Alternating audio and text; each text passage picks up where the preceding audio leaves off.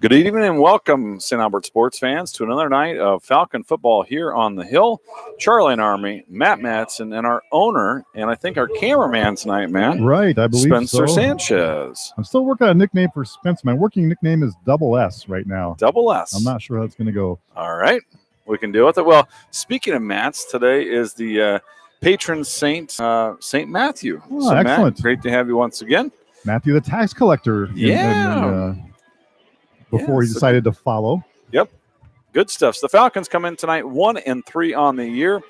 The Earlham Cardinals come in at 2-2 on the year. Decided to follow. Yep. Good stuff. So the Falcons come in tonight 1-3 on the year. The Earlham Cardinals come in at 2-2 on the year. And tonight, though, Matt, it really all begins. There's a new playoff format this year. It's very, very different. But here is one thing that remains same. Win your district and you're in. After that, it gets a little fuzzy. Sure. The goals haven't changed. The coach has been very clear from the beginning. The Falcons might be 1-3 for the first time in a long time since most of these guys were even in school. But that has not changed. Earlham's wins on the year. They have wins over West Central Valley, which is from Stewart, and Madrid, traditionally a pretty good program. And they dropped games to Van Meter and Pleasantville along the way. We are actually going to be starting, as you can see, a little bit early tonight. We're about 5 minutes from 7 o'clock, but frankly, we'll take it. Works for us. Once again, we'd love to hear from you tonight. Let us know if we're on, how we sound. Let us know where you're at watching tonight. It is homecoming. If you're a grad, let us know.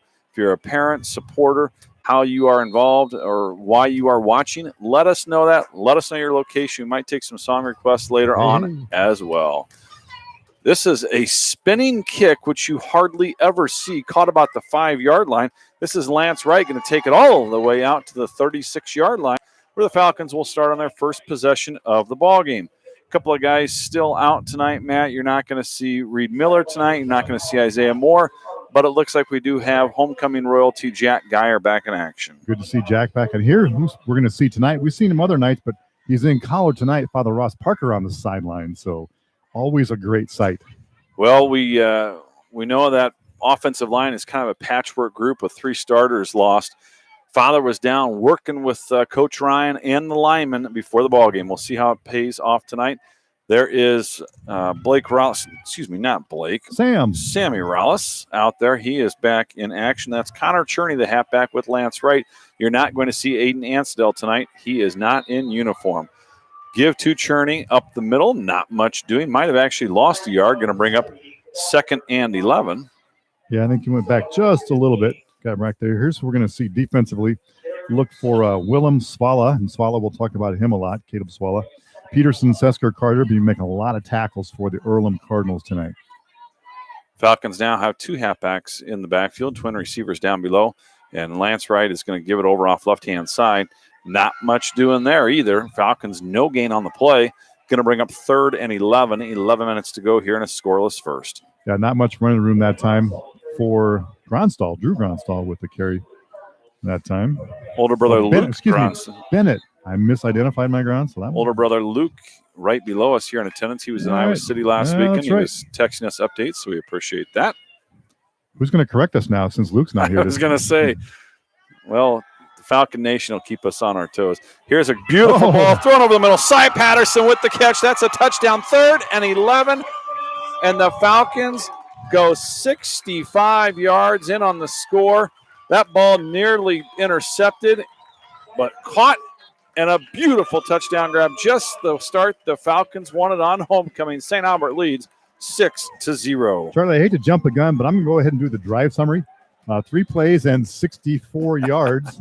The scoring pass being ran 1 yard backwards and then 65 forward on that right to Patterson pass. The baseball connection coming big through for the Falcons. Falcons are going to go for 2 here. Here is what we've heard. We have heard that our starting kicker, Sam Wilbur, has a growing strain and is not in uniform tonight. And so an injury there. Falcons are maybe going to consider Nate Kay, the freshman. They're going to go for 2 here. Lance Wright's going to roll out right-hand side, and he's going to look for Patterson. Patterson catch. 2-point conversion is good. And just like that, your St. Albert Falcons lead 8-0 as we start homecoming. Yeah, quick drive, as I mentioned.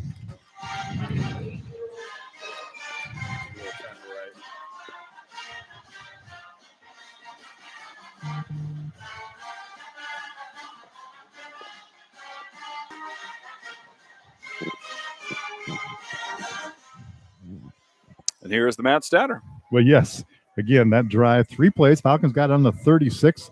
A couple of runs that actually went backwards for a yard. Connor Cherney and Bennett Gronstal combined to not quite return to the line of scrimmage. And then on 3rd down, Lightning struck with a pattern over the middle in stride. Patterson, the ball was almost knocked away at the last second, but Patterson concentrated on the ball. Lance Wright pumped it in there. And as soon as that man went for the interception and didn't get it, the play was over. And the backfield, the defensive backfield, was full of receivers. We flooded the backfield, not enough defenders. And when you don't, maybe perhaps what will happen is Earlham, who doesn't pass the ball a lot, might have more trouble defending the pass. We'll see how that goes tonight. Excellent observation. St. Albert will kick here with Nate Kay. And he is a freshman. His dad, a new member of the field crew this year. Oh, I like it. In running for the Rookie of the Year. And Kay's kick is a pretty decent one down about the 15-yard line. It'll be caught in stride. Uh-oh. And we've got a heck of a run back here. Caleb Swallow. Swallow still on his feet. One man knocked out. Swallow's going to score. And just like that, it's 8-6, 10:30 to go here in the first. Falcons not on the field probably as much as they would like here this week with some rain. And that is an area that the Falcons have struggled with all season long, the special teams area. But now a big 2-point conversion for the Cardinals. We were just getting situated after that. Right. So an 85-yard touchdown return, and they are actually not going to play the 2-point conversion game, and they're going to try the extra point. Snap is down. Ball is up. Kick is up and good. Beautiful kick by Caden Rice. And just like that, it's 8-7, 10:30 to go here in the first. Well, yeah, there's 15 points in 90 seconds of football. So that's about, let's see, how's that go? About every 6 seconds, there's a point. If you had the overs, you're looking good early on. Want to give credit to the St. Albert Band and their new instructor. Just sounded fantastic before the game. They played about 10 minutes worth of music before the national anthem and a great rendition of the national anthem. So great work by the St. Albert Band. Band changed directors this year, much like the football team. Mrs. Nelson no longer directing our band, moved on to a different position. But the band sounded picked up kind of like the football team. Changed coaches, band changed directors, and as we say, the beat goes on. The beat goes on. I like it. Tim and Linda Vogel checking in from Surprise, Arizona. Yeah. Surprise, surprise, surprise. Where the weather is a little different than it is here right now. We are low 60s down in Surprise, Arizona with the Vogels. It's 102. So the Falcons will be set to receive. Lance Wright will stand basically at the goal line. And the Falcons a couple of up men at about the 12. And here is another really good kick. Lance Wright is going to catch it in the end zone. And once it crosses that line in high school, play is blown dead. And here comes the Falcon offense for their second possession of the game. 2 running plays early for a loss of 1. And then the third down bomb for 65. We'll see what the Falcons have in store here. I think the teams wanted to welcome somebody to the press box for us. Tim Para works for the Media, Berkshire Hathaway Media Group, World Herald in essence. Yep. Covered sports for a dozen years in this area. He says he's been covering games all across Southwest Iowa, and first time up to St. Albert, so we're glad to have Tim here, and we put on a little show for him. See if that Falcon offense can keep rolling and give him a little something extra to write about. Twin receivers down below, one man up top. Morales is up top, and Patterson's down below. And here's a running play over off left-hand side. This is Gronstal. Gronstal makes a nice cut. Gronstal going to work his way forward for a gain of 6. It's good to see the Falcons get out wide. And nice little gain there. It's always good when you have second and short. Falcons will have second and a short 4. Right, that touchdown the Falcons scored, Charlie, was 3rd and 10. So if that doesn't go for a first down, then you're looking at the punt already. Earlham, kind of an interesting defense, the way they're stacking with the Falcons in the trip formation down below. If Rallis can find a deep post pattern, that baby would be wide open. And they're going to throw a little short pass over here to Patterson. Once again, not much doing there. Falcons are actually going to lose a couple on the play, and that's going to bring up 3rd and 6. 9:45 to go here in the first. Falcons leading 8-7. Want to send our condolences and best wishes to Owen Bergen and the entire Bergen family.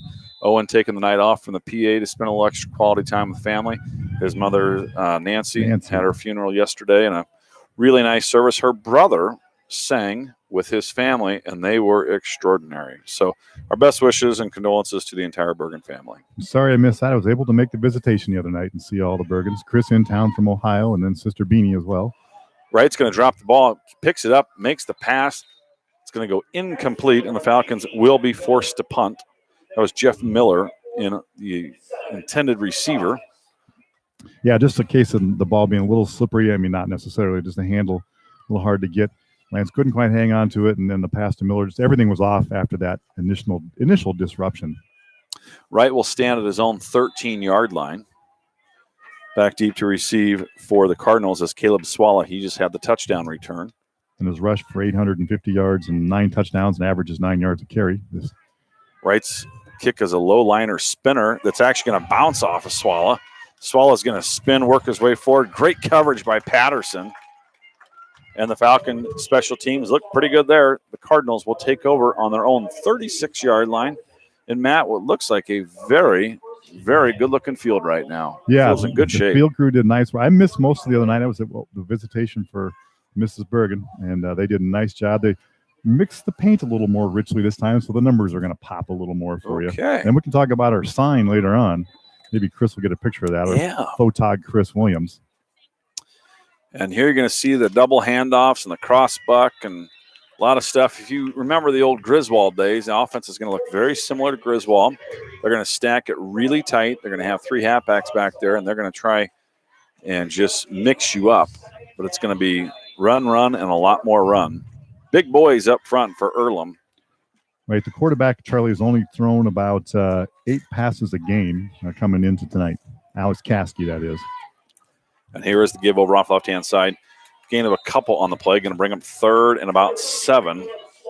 So the offensive line for the Cardinals average about 250 across the board. And as you can see, the Falcons, well, not so much. Might go about 205. Nice tackle by Bennett Gronsel that time. The runner both times. Caleb Swalla, as I mentioned before, averages 9 yards to carry. And here is the give over off left-hand side. The ball is going to drop. I think the Falcons have it. The ball is on the ground. Falcons think they have it. Yes. They who do. Comes up with it? It's a big number. 53. Goobles? That's Mr. Goobles, the senior. Games are won and lost up front, and Goobles with a huge turnover there. I think he fell on the football, and a couple guys fell on him. Might have gotten the wind knocked out of him a little bit. He's kind of holding himself there a little bit, but a great turnover early on by the Falcons. Puts them back in business for their 3rd possession of the game. 7:58 to go here in the first. St. Albert leading 8-7. Lance Wright, your quarterback. Aiden Anstadell still out. This is Connor Cherney in the backfield with him. Trips down below. 1 receiver up top. Here's option left-hand side. Wright's going to pitch it last second. Dangerous pitch, but a good one. Cherney works his way forward about the 31-yard line where it's going to bring up 2nd and about 5. Connor had a nice game last week. He was all over the field. I can't remember going very long without calling his name when we were broadcasting out at Underwood last week. Interestingly, Connor's dad, Paul, an Underwood graduate. Aha, okay. Did not know. Connor's mom brought us up the homecoming bios, so we'll be, of course, reading those at halftime. Trips up top, 2nd and 5. So they've got 3 guys kind of guarding Gronstal down below. Here's Cherney up the middle. Cherney works his way forward, makes a nice cut, needed 5, got about 7. And that's a Falcon first down. So Falcons spread them out with all the receivers and create a little room up the middle, and they find a first down. Yeah, I like how, Cherney, you mentioned the cut. He started going into the hole, just moved sideways to another location and started going forward. Didn't just blindly, go where the play was designed, went where the opening was. So Wright's taking the play and kind of casually giving it to the teammates, nice and calm. Twin receivers up top. Wright's a junior now. And he's going to look down below. Here's Rollis. That pass is going to go incomplete right near the first down marker. Going to bring up 2nd and 10. Previously, that had been a good connection so far this season for the Falcons. I know Sam Rollis was out last week, but the Rollis or the Wright to Rollis connection had worked pretty well so far. If you have other scores in the area, we would take them. It's easier if you give them to us, and then we can repeat them as opposed to us looking them up. Text message number tonight is 402-639. 0788. Wright's going to put Patterson in motion, and this is a right keeper all the way. What a fantastic block from Gronstall on the end, number 4. And Wright powers his way forward for a gain of 8, almost 9 on the play. Going to bring up third and really short. Number 4, Mr. Gronstall, with a beautiful block setting the edge for Wright. Yeah, Bennett's doing a nice job. We've called his name on a run around the left side. We called his name on a tackle when Earlham ran to their left side. And this time working on the right side, Bennett just cleared some space. So it's going to be third and about 2. 6 minutes to go here in the first. And now Gronstall will take his turn in the backfield. Falcons mixing guys up tonight. And this is Wright going to roll out left-hand side, going to throw the football, and he's going to find his receiver. That's Rollis. He's open. Nice catch down about the 8-yard line. So Sammy Rollis didn't play last week. He's already getting action here early on. Falcons needed 2, got more. And it's going to be first and goal from the 8 with 5:52 to go here in the first. About 13 yards on that pickup, Charlie. Second first down. The Falcons started this drive on 37 of Earlham. And have already moved down, gained about 29 yards so far. Moving in closer. Bennett's going to stay in the backfield with Wright.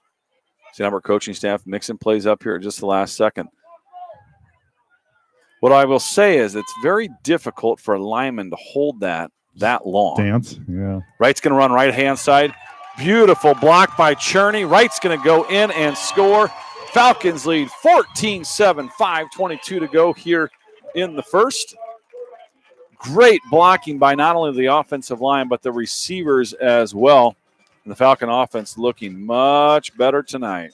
Talking to a parent, perhaps the dad of the quarterback, that said, boy, we just need to get scoring early a little bit here. So far, 2 touchdowns in 6 minutes and 38 seconds. I think that qualifies as early. I would say so. So Wright will have Gronstall and Cherney in the backfield with him. Couple of sophomores and a junior. Twin receivers down below. Here's Lance Wright, quarterback keeper all the way, going to cut up. I think he's worked his way into the end zone. He has. Falcons lead 16-7 with 5:22 to go here in the first. And again, if you're wondering about the 2-point conversions, if you missed us early on, Sam Wilbur, the normal kicker, is out tonight with an undisclosed injury. And the Falcons weren't sure if we wanted to go with freshman Nate Kay, so they thought, well, let's try for 2. We got it early on. Let's do it again. Yeah, so far it's been effective. And I forget who ran in the 2-point last time for us, Charlie. I was busy writing things down. Do you remember after the first touchdown? Oh, Matt, you're going to make me work here. This is terrible. It was a pass to Patterson. That's what I thought. Okay, we'll double up on. He had the touchdown catch and the 2-pointer. Keep track of those. That's a lot of points so far. 16-7. Well, that drive, Charlie, 37 yards. A lot of that on the ground from Lance Wright, and nice reception by Sam Rollis to go in. There's a pass to Patterson that actually went backwards, so hard to attack that. But the big thing, the fumble. Falcons got the short field because of an Earlham fumble, and now we'll see this team. They're behind once, and they came back, see if they can do it again. Handle your business up front, meaning at the offensive line, defensive line, and handle the football well, and you're going to win a lot of football games. Nice kick by Nate Kay. Yeah, it's going to work out beautifully. Where it just drops down to about the 10-yard line, and Swallow is going to be scooped up and swatted down at about the 17-yard line, where the Cardinals will take over. You know, you might call, I don't know if that was intentional, but we're going to say it was a directed kick to about the 10-yard line in the corner, and the defense just kind of used that sideline as another defender, trapped him in there. You know, it's interesting. The NFL has instituted new rules to try and get the ball in the end zone, 4 touchbacks. And, well, they've done just the opposite, where they're actually doing kicks like that, kicking it super high down to about the 1-yard line and taking their chances. So nice placement there by Nate Kay. Big for a freshman. And here is the give over. The quarterback's going to roll out. Miller chasing. He is going to be dropped after a gain of about 3. That was Alex Caskey on the carry, the quarterback. Drew Gronstall on the tracking him down. Bennett, poor Drew's getting a lot of credit at Bennett's expense. I know it's homecoming, but you can just see it. The Falcons playing with a little extra juice tonight. It is a much cooler night. Last week was hot and steamy, and I think our young guys just ran out a little bit in the second half. That's not going to be the case tonight. It is cool, no humidity. It's going to be mid-50s by the end of this ball game. Give up the middle. Gain of about 2 on the play. Going to bring up 3rd and 5. Again, I want to thank Spencer Sanchez for working the camera tonight. Yeah. And we're talking before the ball game. He's working on the equipment. It's not exactly where he wants it to be just yet, but hopefully the broadcast is improved from last week. Geyer can't quite get there. Caskey's going to launch one. That ball is going to be picked. There's another turnover, Matt. Wallace. Falcons have great field position once again, 38-yard line. St. Albert leading 16-7. Earlham with 2 costly turnovers. And you can hear the moms in front of us enjoying the action so far. Charlie, would you go down there and tell him to calm down? I just dare you. I'm just daring you, Charlie. What is this, a Nebraska football game? There's people standing up, darn it. Now for this, yeah, exactly. For the second straight drive after a turnover, Falcons have it 1st and 10 on the Earlham 37 with those 4 minutes to go. A nice moment there as Mr. and Mrs. Rollis kind of look over at each other from about 20 feet apart and give each other a little air fist bump. And say, see, aren't you glad we didn't kick him out of the house? He's a teenager after all. Here is the give to Patterson. Patterson's going to throw the football. Patterson is going to find Rollis all kinds of interference. Oh, my God. He was mugged. Are you kidding me? They're not going to call that? Holy smokes. Pass goes incomplete. Wow. Wow. That back judge, what was the back judge looking at? That's all I want to know. Tell me what the back judge saw. You cannot say that he was competing for the football. He never saw the football. Never turned around. Everything you're taught not to do defensively, the guy did, and it's not a penalty. All right, I'm done. No, you're fine. As it stands, Falcons going to have 2nd and 10. 3:54 to go here in the first. St. Albert leading 16-7. And Wright's going to wing it over off right-hand side. Here's Patterson. 2 great blocks. That play would have gone for a loss. As it stands, it's going to go for a gain of about 5. And going to bring up 3rd and 5. And what is obviously, with everything considered, 4 down territory for the Falcons. Yeah, at the 32-yard line. Already 4 completions for the Falcons. Patterson's has 3 of them. Matt, I like what I'm seeing. The Falcons getting the ball out wide. All right. They're going to make Earlham jump. Still won't be a first down. It's now going to be 3rd and maybe a quarterback sneak. I don't know. We'll have to see. Certainly makes the 4 down territory absolutely no question, as if there were one before. If you're on the website, you've likely seen, Matt, they're going to call that a first down. Oh. Wow. That's generous. We had a 3rd and about 6. Yeah, that's a 6-yard penalty. If I'm the Earlham coach, I'm not real happy right now. If I'm the Earlham coach, I'm keeping my mouth zipped because that no call on the interference. That's what I'm doing. I don't know the guy, but this is just me talking here. No one's listening, right? Oh, no. All right, good. No. Here is a snap that went in between Wright and Gronstal, and they're just going to have to fall on it wisely. Loss of about 4 on the play. Going to bring up 2nd and 14. And for those wondering, Earlham is on the way to Des Moines. Right. Basically about 15, 20 minutes from West Des Moines, right off the interstate. Beautiful stadium complex and a really neat setting where on the opposing side, there's houses with backyards backing right into the field. Wright's going to roll out left-hand side. He's got a pursuer from the backside. That pass is going to be caught by Patterson. What a nice catch down to 22. Gain of about 8-9 on the play. Going to bring up 3rd and about 4. Patterson with excellent hands, an all-state shortstop as just a freshman. Right, looking to the sideline. Gronstal stays in the backfield with him. And the Falcons without several players tonight, one of them being Aiden Ansdell, number 11, who has been a halfback for the Falcons, out for the 2nd straight week. Right, with a little trouble handling the snap, going to wing one over the middle. That ball is going to be caught by Cherney. Cherney stays on his feet, works his way forward, down about the 8-yard line. Wright did a nice job, almost couldn't handle the snap, and then just winged one perfectly to Cherney. 1st and goal for the Falcons, 1:53 to go here in the first. Yeah, that was a nice play. Got down to 8, as you said, Charlie, which always helps me when you say a number. Then I can do my math faster that way. You got a lot more work to do than me, so anytime I can make it easier for you. Here's to get a Cherney over off right side. There's a flag down on the play. Probably a holding penalty on the Falcons. That's usually in that direction. I agree with your assessment. New PA guy working out. You mentioned that. Owen not here. Your brother Joe doing a decent job down there. Doing nicely. Yep, so far so good. But the night is young, man. I'm going to send him some info about the sign. I'm just going to scratch out and see how he handles an ad lib. Yeah, we'll see about that. Joe's our friend. We always, if we didn't give Joe a hard time, we wouldn't. What would we talk about? This is very, very true.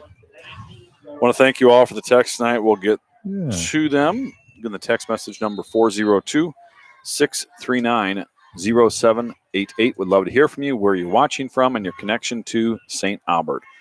And here's another snap the Falcons struggle with, and they just have to jump on it once again. And so first and goal is now going to be first and goal from the 26. Yeah, Falcons going backwards. They'll bring Gronstall down to the bottom, trips up top. And it looks like they're going to keep Cherney in the backfield. So really in Class A, pretty unusual to be rotating guys in and out of the backfield like the Falcons have, but they just have that many athletes who can tote the football. And here is Lance Wright going to fake the pitch, run up the middle, going to be hit hard. And it's going to be third and goal from the 21 with 35 seconds to go here in the first quarter.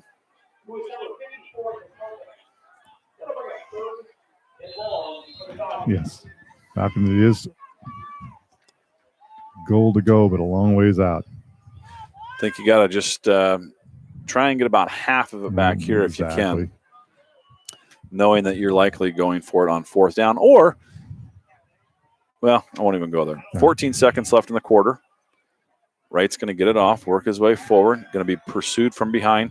He's going to get it off and be hit hard, and that is going to be swatted away. Good coverage there. Yeah. And Wright is down. I think he's going to be, well, I don't want to speculate, but, man, he took a shot there. So they roll him out, and in doing so, you know you're going to have to leave one guy unblocked, and he got to Wright that time. On the defensive end of that, Troy, that's what good pass defense looks like. So if you're watching that play, you want to compare what that is. That was a good-looking pass defense. Yep. Fourth and goal from the 23. And Cherney's going to be up top. Miller, Jeff Miller, Cy Patterson, and Sam Rollis are the receivers down below. And they'll leave Gronstall in the backfield.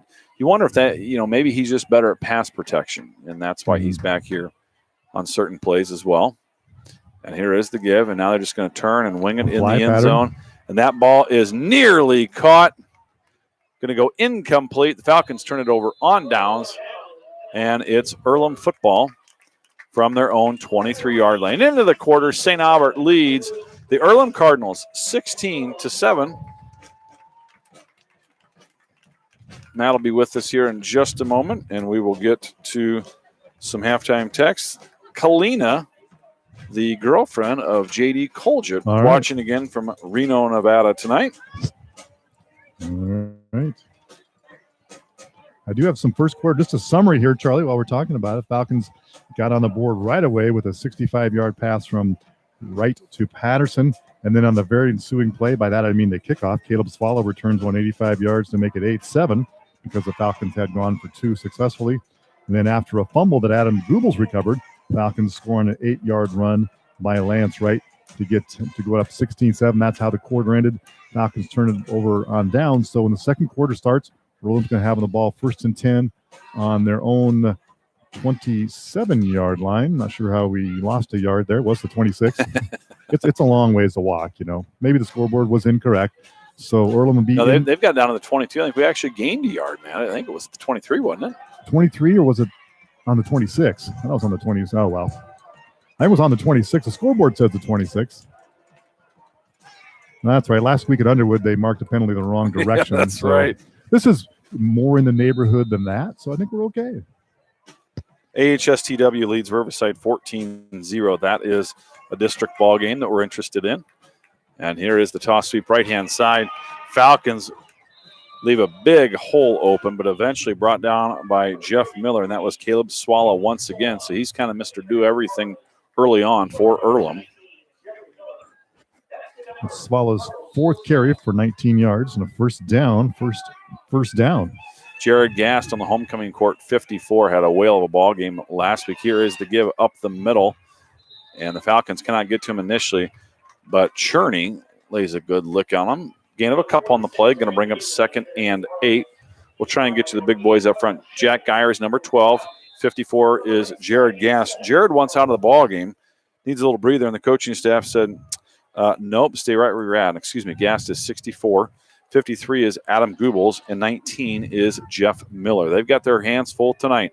Toss sweep right-hand side. Good thing they left Gast in the game. He'll run Swallow down from behind. Loss of 1 on the play, and that's going to bring up 3rd and 8. Now Gast gets a breather. Checking in is 55. Matt, who do we think 55 is? I wonder if it's Cale McLaren. Greg Fagan? Could be Greg Fagan. My program says Greg Fagan. I'm sorry. I missed that. You're All exactly right. Greg Fagan. Older brother Matt, currently redshirting at the University of Iowa after a lower body injury. And here's toss sweep left-hand side. Gain of a couple on the play, but not enough. Going to bring up 4th and almost 6. And Earlham will be, I think, forced to punt. You think forced to punt, exactly. Their own 39. We've seen teams elect not to do that and have it fail, and it succeeds as well. Earlham has lost the field position battle early on. Will they risk it again? They will not. They'll stand to punt at their own 27-yard line. The Falcons not quite so sure, staying base defense, and now they're going to put Lance Wright back to take it. And what a beautiful punt. Wright's going to make a nice catch and then slip and fall and go down. We had inches of rain yesterday, and it's cool. And Wright just lost his footing there. Falcons will take over with 10:01 to go here in the first half, leading 16-7. Yeah, it's a 50-yard punt, 51-yard punt with no return. So you talked about the field position battle, Charlie. All of a sudden, Earlham has the better of it at the moment. There is Matt Fagan in the house tonight. Matt, and you can see him in his cast and kind of a, I'm going to call that a cart, Matt, a walking cart of some sort. Oh, yes. We have a guy at work has one of those. That baby's got some strain on it. Yes. That has a wider wheelbase than I think some small foreign cars. Falcons will take over on their own 11-yard line, their worst field position of the ball game. Gass is going to lead right out. Reed's going to go down after a gain of about 8 on the play. Going to bring up 2nd and 2. Yeah, nice. Brought down by Grant Peterson. Excuse me, Matt. Nice looking action. Lance read the play, faked the handoff, kept it himself, and say Gass cleared some room. Want to thank Jim Blaha and Chris Williams for taking pictures tonight for St. Albert Sports Fan. The photo gallery is kind of back up and working. The long-term fix is in the works, but short-term, things are getting done. Wright's going to wing one down to the bottom. Here's Rollis, works his way back in. Again, great blocking. Rollis works it out to the 30. A gain of about 11 on the play. That's a Falcon first down. Give credit to those wide receivers who helped spring Rollis. Yeah, it's a nice looking action. It seems dangerous, but it's quick and really, like I say, Earlham doesn't probably defend the pass a lot in practice. And here again, Wright having trouble with that snap. I don't know if the ball's a little slick, if it's low, but that's about the 4th time tonight for St. Albert. So he's going to actually do a pretty good job of only losing about 1 on the play. Going to bring up 2nd and 11. I'm marking those down as team yard losses, Charlie. How's that? It's very kind of you. 9 minus 12 for the game for the team. When you snap it between 2 players like happened before, you can't charge anybody. Action was hot and heavy early on, at least the scoring was. And things have slowed down here quite a bit as we are less than 8.5 to go here in the first half. St. Albert leading 16-7. Good snap here from McLaren to Wright to Gronstall. Gronstall left-hand side. Moving the pile. Works his way forward for a gain of about 5. Going to bring up 3rd and more manageable. 3rd and about 6. 3rd and 5. And they'll put Gronstall and Rollis up top, Cherney and Miller down below. And Gronstall in the backfield with Wright. No Cy Patterson on the field. Patterson's had a good ball game early on. At least I don't think I see Cy, but Check it out. Oh, there is the motion. As I say that, here's the motion guy. He gets the carry. Cy Patterson gets the carry, works his way forward. Gain of about 4, needed 5. 3rd and short. Matt, now they're going to say almost closer to 4th and 2. Might sound crazy. I don't know if I may go for this, and I think the Falcons might. I thought so too. When it was 1, I thought it's a long one. I thought we should go. Now, long gone are the days. And I was just going to say, is he going to QB sneak it? He is. Earlham detected it the last second. What a great second-hand push. And the Falcons pick up the first down. Gutsy call. But when you've got a tough, hard-nosed kid like Lance Wright, that's a great call. Falcon first down on their own 41-yard line. In years past, thinking of a guy like Nolan Batten, there's a timeout by Earlham. Think of a guy like Nolan Batten. We need a yard like that. We would snap. And Nolan was big boy, half a foot taller than, at least 6 inches, maybe more taller than Lance, and pretty solid himself. But the snap would go to him, and he'd work his way down the line and look for a place to dive. When it goes to Lance, he just goes straight forward. Yep. There's no picking a hole. It's like, I'm tougher than you, and I'm going to get the yard. It's just a different running style, different kid, and that's 2 coaches ago. So yeah, many differences in that. But more than one way to quarterback sneak it, but that's the old-fashioned way we just saw right there. I was just going to say the Falcons either had 3rd in a football or 4th in a football last week and went shotgun, picked it up, but it's a new brand of football. Falcons went old school there. Earlham, we'll see. Do they have a little pep talk there? Things were getting a little chippy out there. Did he say, I don't like what I'm seeing here? But kind of an interesting timeout from Earlham. What we've seen over the years for the Falcons is, particularly under Coach Culgett, the timeouts used in the first half were to get the defense straight, and they saved them for the second half of the offense if needed. This was a defensive timeout to say, hey, I don't like what we're doing. We're getting pushed. Let's fight back. So St. Albert Rouse is a lone receiver. You can see if he can beat his man, there's essentially no safety in play. Great work by Wright.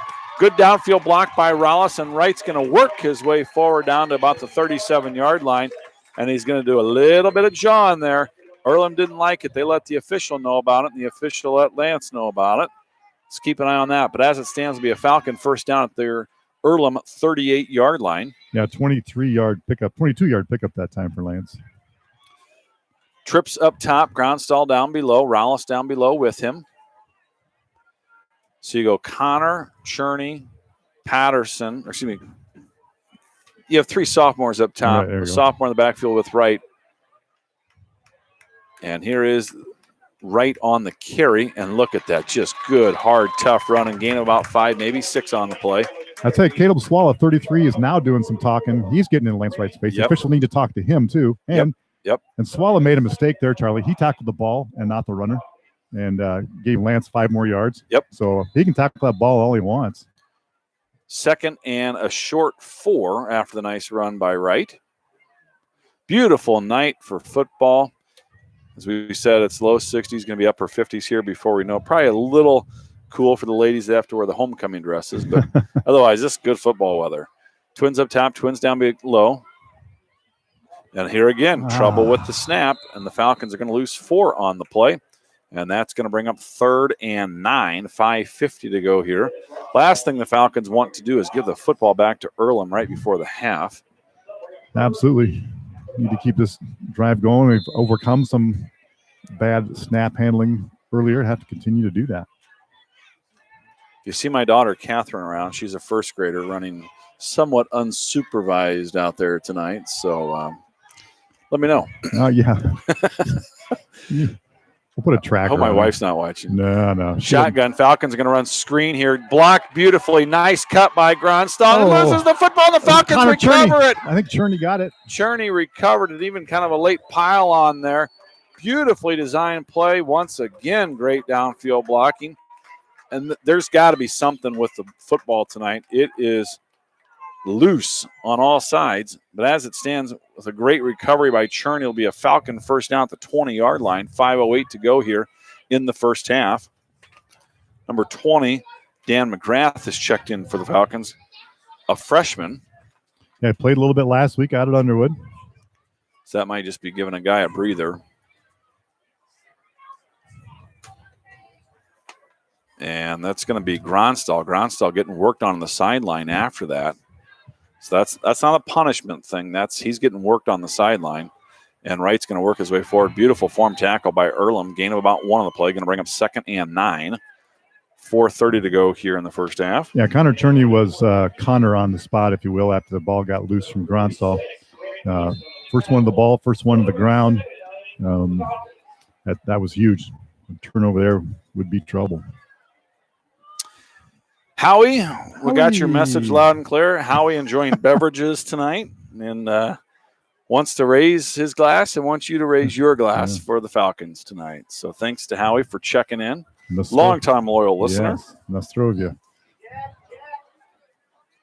And here is a nice little give to Rallis around the corner. Rallis is going to work his way forward. One of our astute observers thought from the beautiful quality of the broadcast that the football looked brand new. They needed to swap it out for a scuffed up one. Yeah, or we need a worse camera. That too? No, that's another thought. Twin receivers up top, Twins down below. And Gronstal still on the sideline getting worked on, number 4. Jeff Miller, 19. Number 2 is Cy Patterson. They're down at the bottom.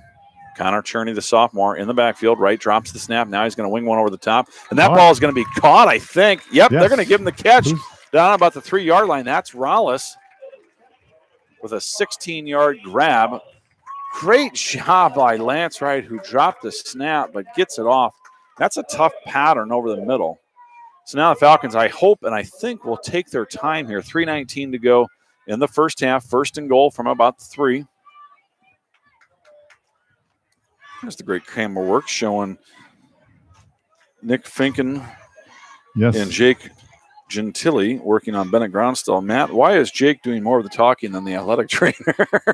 It's Jake. Here's the give over on right-hand side.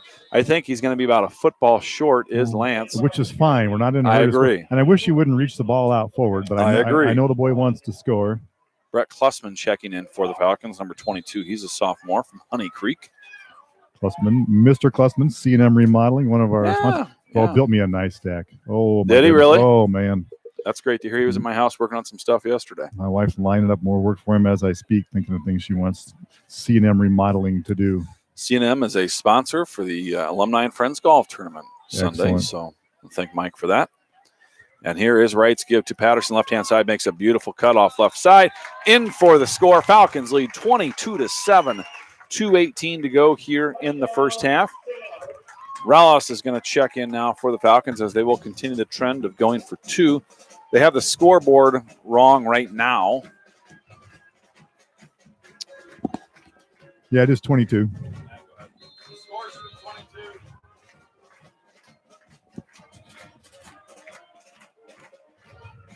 2-2. They got it. Yep, there they go. Sometimes, folks, you get to hear how the sausage is made. Yeah, lucky you. Lucky you. Right in the backfield, of course. This looks like Cherney with him. And Lance is going to roll it left-hand side and throw one over the Miller. Excuse me, that's going to go incomplete to Miller. 2-point conversion is no good. St. Albert leads 22-7.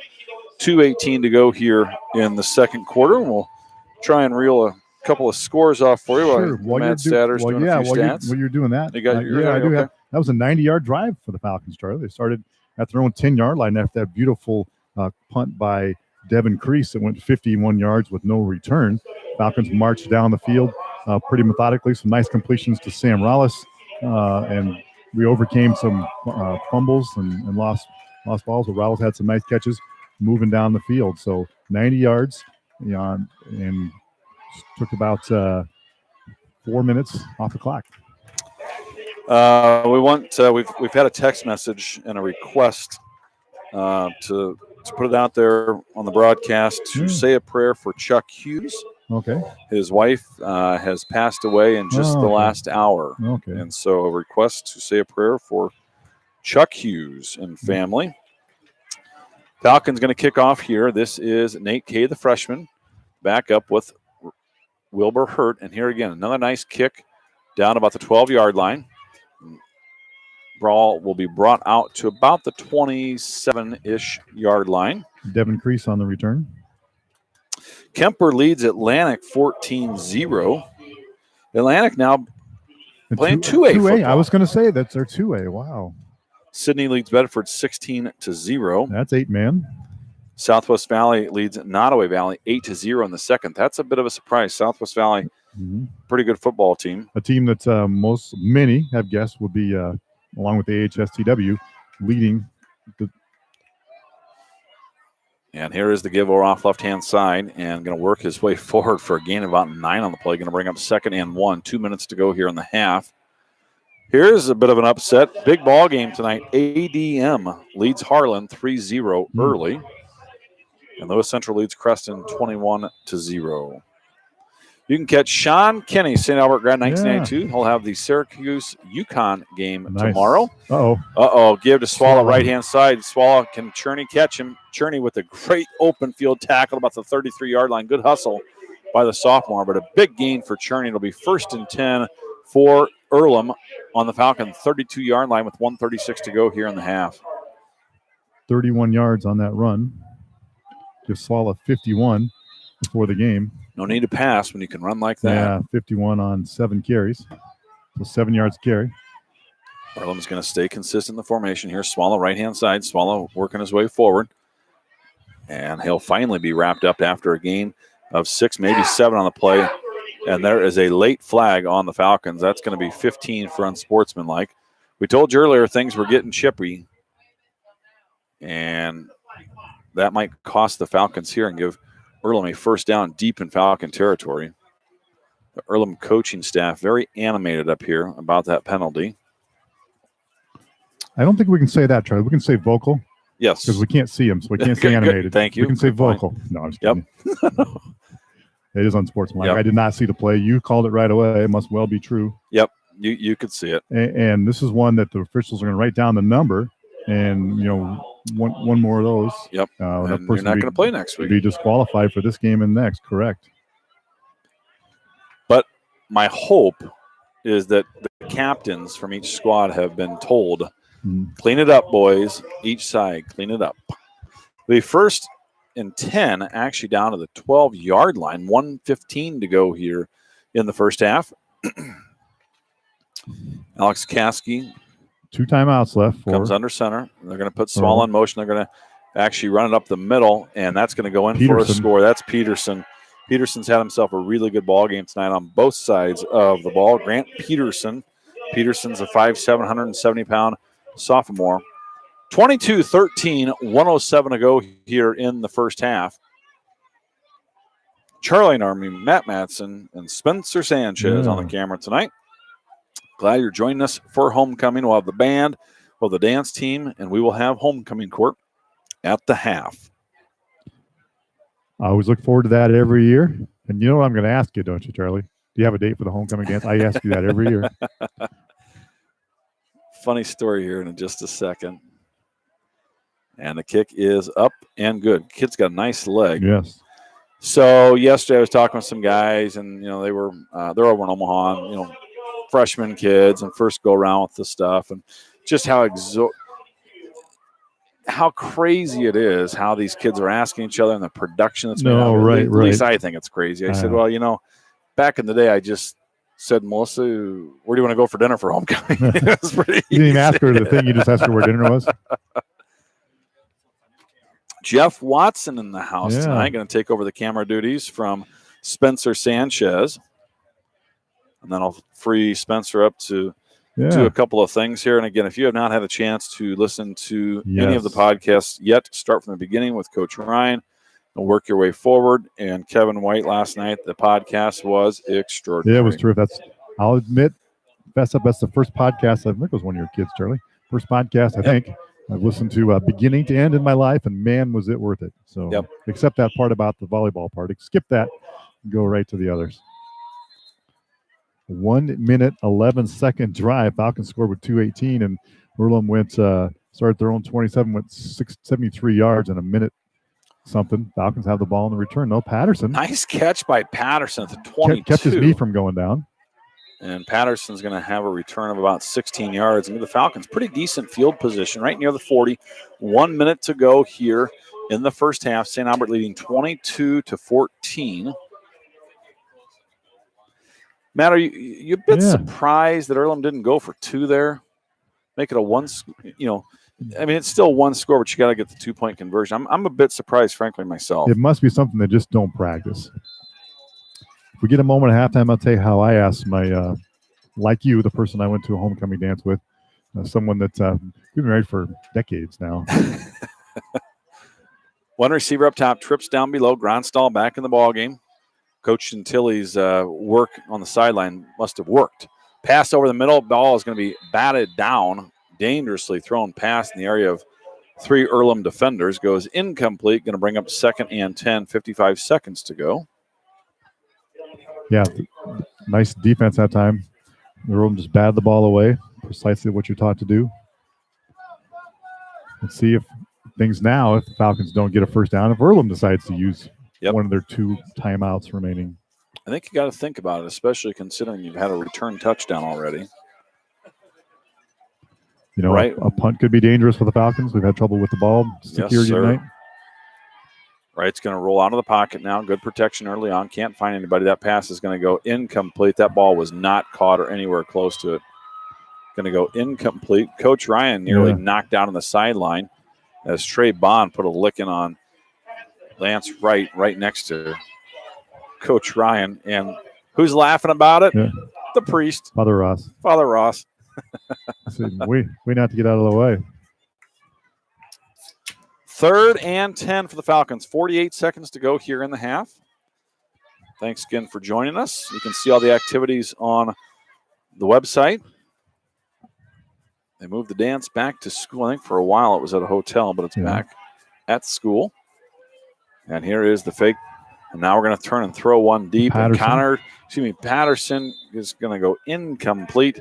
Going to bring up 4th and 10. Earlham didn't even need to call a timeout. Right. The Falcons used up about 25 seconds to run those 3 plays. So still with 43 remaining before the half. Really will necessitate a punt. Need to at least flip the field and maybe punt it out of bounds.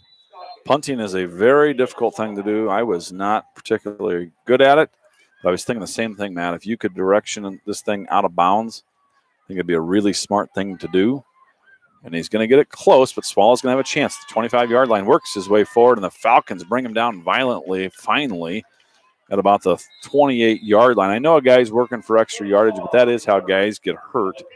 Sometimes you got to blow that whistle a little earlier. 29 seconds to go here in the half. St. Albert leading 22-14. Falcons' drives have gone this way. They went touchdown, punt, touchdown, turn it over on downs, touchdown, punt. So every other drive efficiency going on tonight. Noah Fram was just in the ball game. He'll check out. He's a freshman. Fram wears number 13. Falcons going to go double safeties. And now they're going to work a guy out. Keaton Barnes is checked into the ball game. Here's Swalla up the middle, brought down by Gronstal. Gain of a couple on the play. Earlham's going to call a timeout with 24 seconds to go here in the half. They'll have 1 remaining. So when I was going to the homecoming dance, I asked my lovely then girl I was interested in, now wife of spouse in many years, I gave her a quiz, one little sheet of paper, like, it's a multiple choice thing. And there was a group of people that joked about taking a bus. There's a whole bunch of people taking the bus. And I said, kind of asked her, do you want to get on the bus with everybody else and go to the homecoming dance? And it was a yes, no, maybe thing. And I got a yes. So nice. Checked it out. I don't know if I still have that little scrap of paper anymore. It's in the Smithsonian, I'm pretty sure. The Smithsonian of corniness. Well, I was going to say, I think George Strait wrote a song about that. Check yes or no. Yeah. So did you take the bus? No, there was no bus really. But the Pink Poodle was where dinner was that night. Nice, up in Crescent. Yes, it was. Yeah. Great French onion soup up there. A lot of people go by now and go to the pizza joint on the corner. Yes, Denny's. Denny's and Henry's Diner across the way is fabulous all day long, but really breakfast is terrific. But don't sleep on the Pink Poodle. They're usually packed on Friday nights for prime rib dinner. I know this because that's the route I take to work. Here's Swallow, right-hand side. The Falcons get him back inside, but Swallow still on his feet, and he'll get a gain of 9 on the play. Needed 8.5, and I think he got the 9. We're going to see. They're not going to measure it. They're just going to move the chains. 1st and 10, 17 seconds to go, and they'll spike the football, stop the clock. I'll bring them 2nd and 10, 14 seconds to go. I'm not even going to charge them with an incompletion on that one, Charlie. That's just It's very kind of you. Yeah, you know. I would agree with that. That's just I don't know if that's official or not, but I like the call. I like the Falcon defender. I think that was Rollis. After the spike, the ball bounced to him, and he thought, I'm going to run this back. Just until somebody stopped him. And the whistle stopped him. And they're going to fake it to Swallow. Quarterback's going to drop straight back, and he's going to be hit harder. Earlham's going to call a timeout, and it's going to be 3rd and 15, 8.3 seconds to go. Earlham's last timeout of the half. Again, text message number, and we'll get you out at halftime, 402-639-0788. 402-639-0788.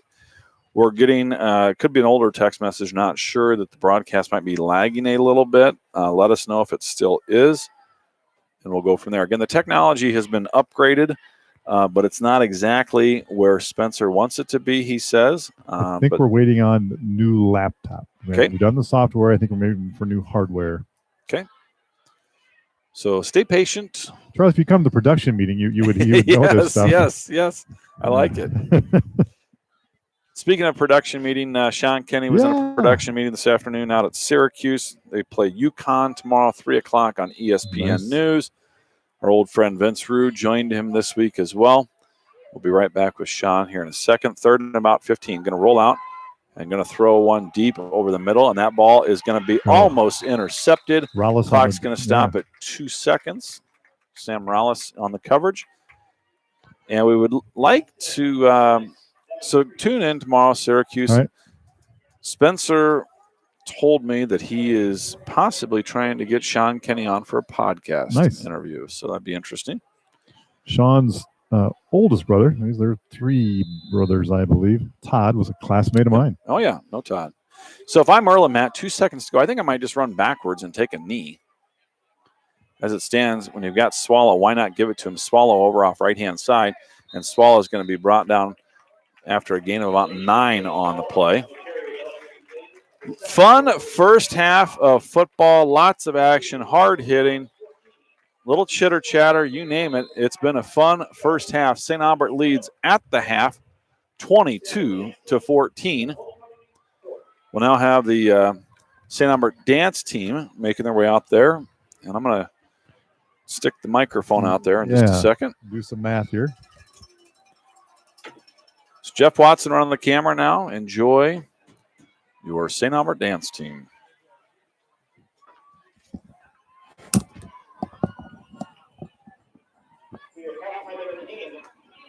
Your award-winning St. Albert dance team.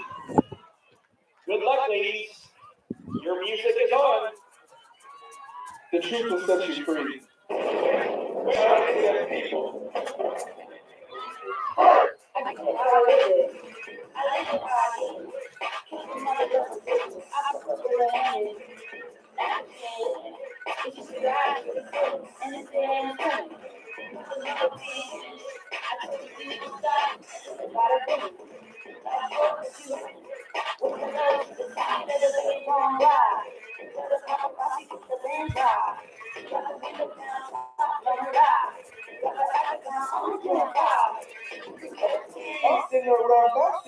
Boxing.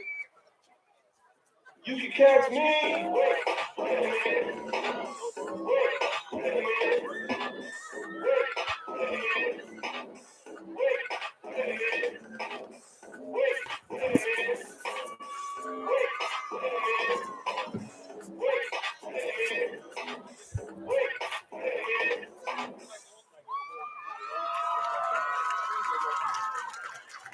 Put your hands together for the dance team. Wonderful job.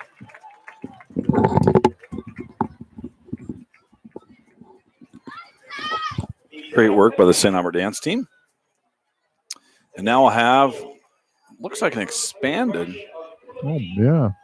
St. Albert band. What a busy halftime.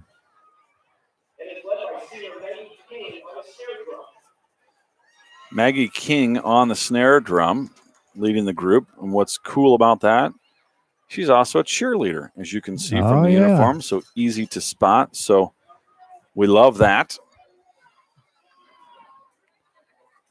Falcons and Saints working their way out there now. impressive group. And again, here's what you love to see. You've got 7th graders out there, and you've got seniors out there, all working together, having a good time.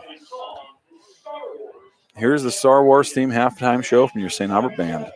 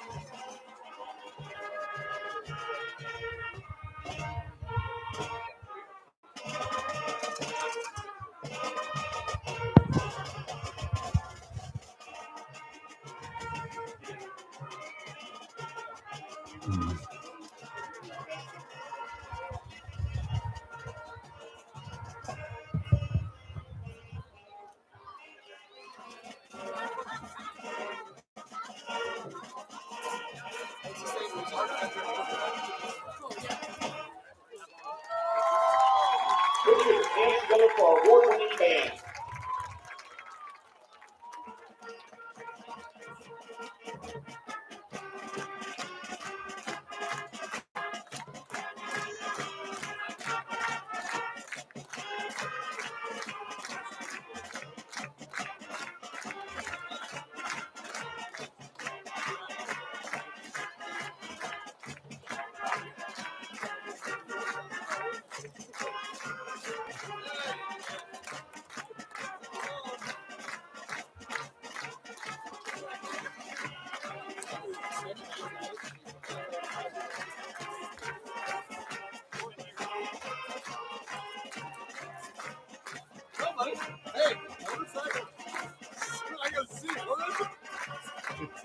It's over by the car parked on the end there.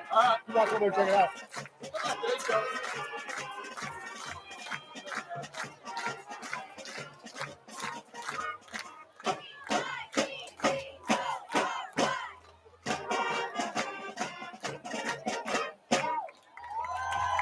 Your award-winning sound band.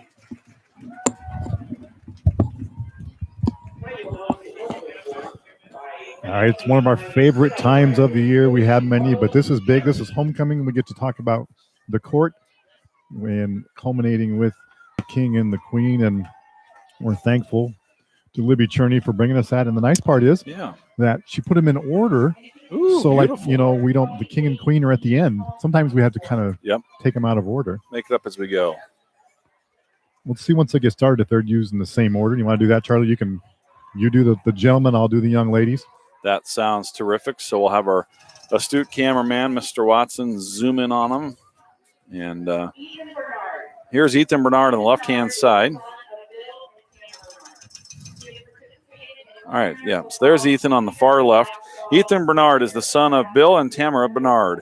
He has participated in 1 year of football, 2 years of basketball, 3 years of track, where he was a member of the 2018 state championship track team, and 3 years of baseball. He also competed in 3 years of baseball, and he plans to continue his baseball and academic career at an undecided junior college or university and major in pre-veterinary medicine. Mr. Ethan Bernard. All right, and Ethan is escorting tonight Tegan Blackburn, the daughter of Jared and Amanda Blackburn. She has participated in the National Honor Society, 4 years of basketball, 2 years of volleyball, and 2 years of soccer, in which she received first team All-State, All-Conference, All-District, and made the All-City team. An accomplished soccer player is Tegan. She plans to continue her academic and soccer career either at Northwest Missouri State University or Indiana, Purdue, Fort Wayne with an undecided major. Love it. Heard full ride offer might be the line from Northwest Missouri State for Miss Blackburn. Now we'll go to Jared Gast, who's represented by his father down there. There's Mr. Gast. Jared Gast is the son of Bob and Angela Gast. He participated in 4 years of football, where he played on the Dome teams in 2016 and 2017. 4 years of golf, in which he was the team MVP in 2016. 4 years of basketball, when she played on the state team during the 2017-2018 season. 3 years of musical, 3 years of play, 3 years of choir, and the Sound Stations, where he is currently the current choir president. Jared plans to study marketing and play basketball at an undecided university. Jared Gast. Jared is accompanying today Alicia Johnson. Alicia is a daughter of Rachel and Brad Frazier. She has participated in 1 year of basketball, 3 years of varsity volleyball. She's one of the setters this year. 3 years of varsity tennis, 6 years of club volleyball, 3 years of student council, and she's on the National Honor Society. And she plans to attend Iowa Central Community College in Fort Dodge and play volleyball and major in elementary education. Alicia Johnson. Now Jack Geyer, whose dad is in the white shirt just to the right of the king. We're going to go one more over, Jeff. Yep, there we go. Jack Geyer is the son of Mike and Tony Geyer. He has participated in 4 years of football, 4 years of track, 3 years in the yearbook staff. Jack plans to attend Iowa State University and major in mechanical engineering. All right. Jack Geyer. And Jack is escorting Emily Recker. Emily's the daughter of, well, Mike actually, but escorting Emily Recker. Emily's the daughter of Guy and Colleen Recker.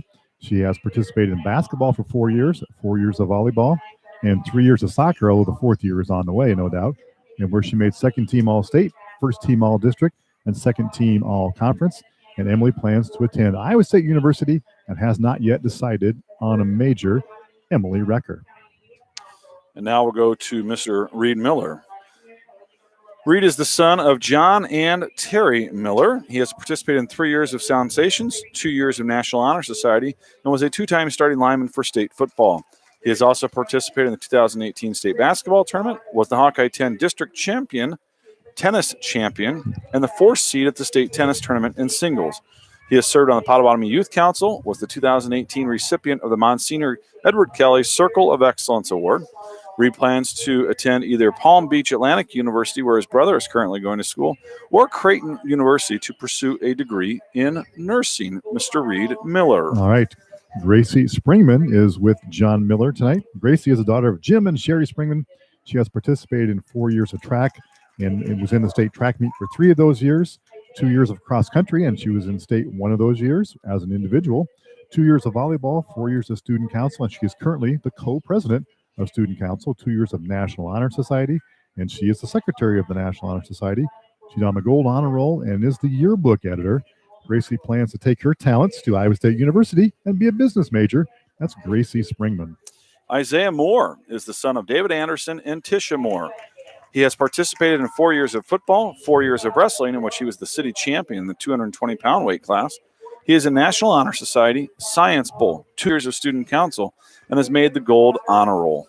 Isaiah plans to attend either the University of Michigan or Iowa State University and major in engineering. Isaiah Moore. All right, Maggie Wettengale, and she's the daughter of Bill and Sheila Wettengale. Bill's the youngest of the 17 Wettengale kids, by the way. So Maggie has lots of aunts and uncles. But back to Maggie. She has participated in 4 years of volleyball, and she was part of the All-City team for 2 years, 4 years of soccer, and she made second team All-State.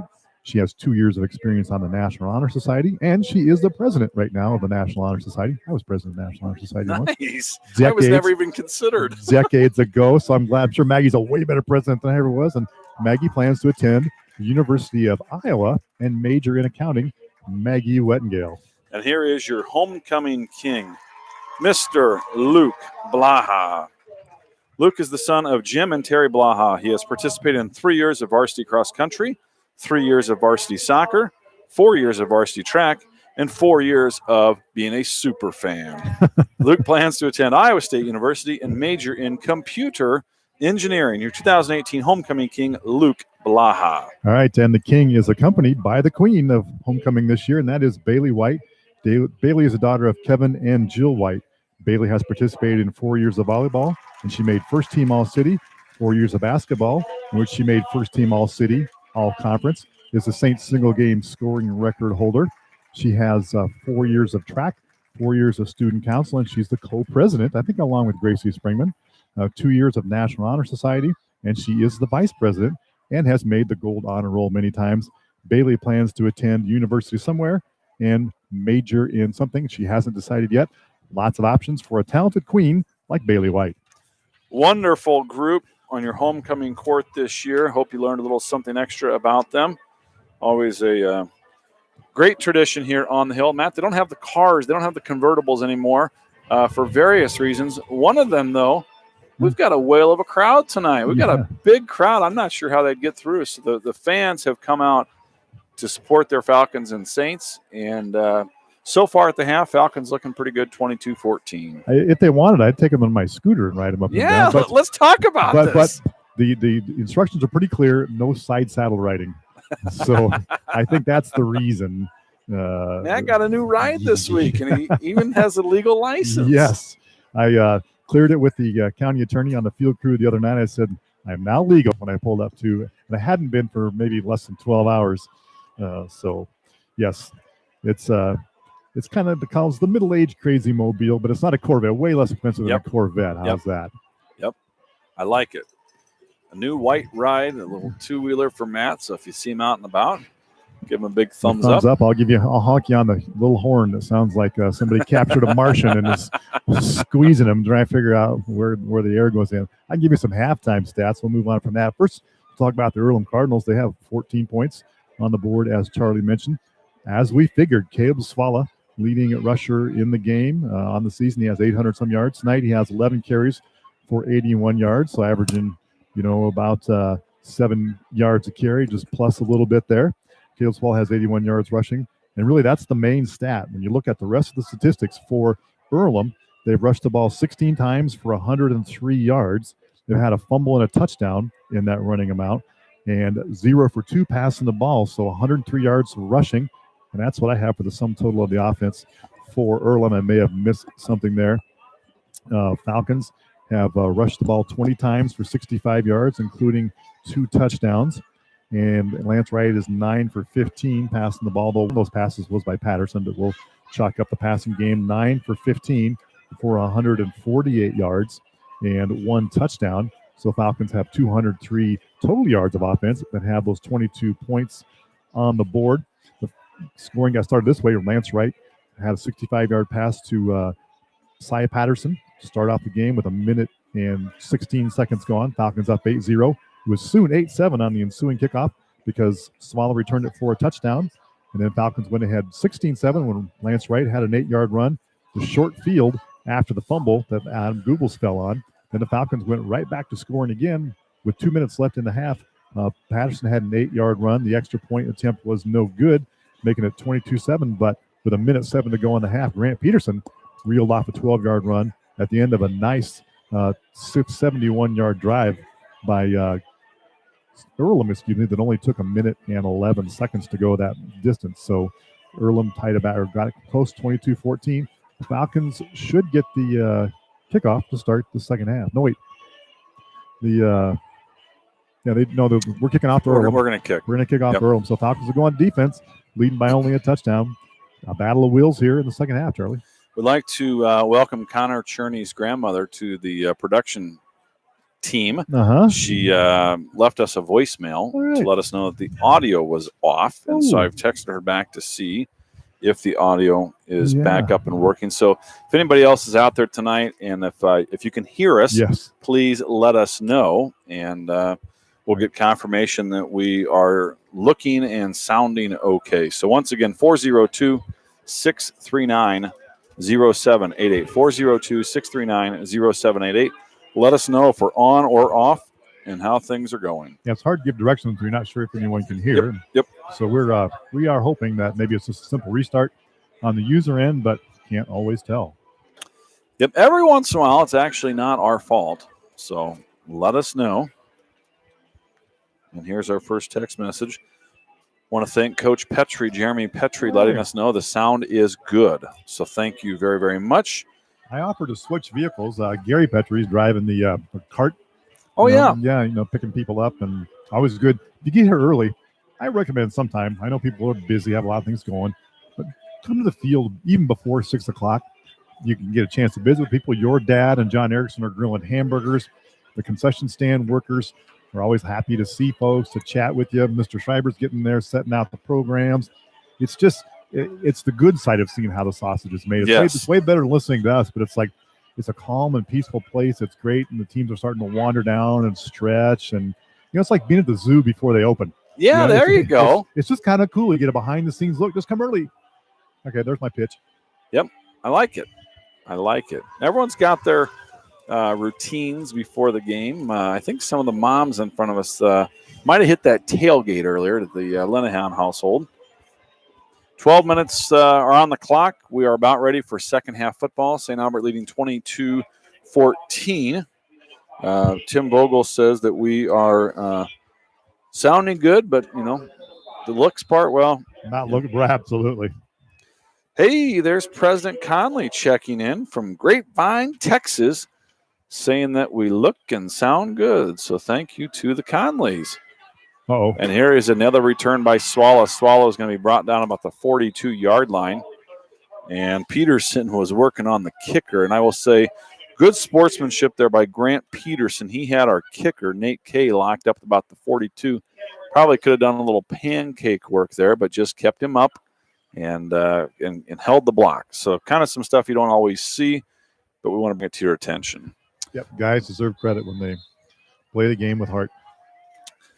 Earlham will take over their own 45-yard line, and this is going to be a quarterback keeper off left-hand side, and Caskey's going to work his way forward for nearly a first down. There's a flag down, I think, late. Might be a face mask. I don't know, but I'm almost certain I saw a penalty. The Falcon coaching staff thinks it's on Earlham. And they're still fighting for the football. Caskey's going to come up with it, though. Yeah, Bennett Gronsall thought he had a piece of the football.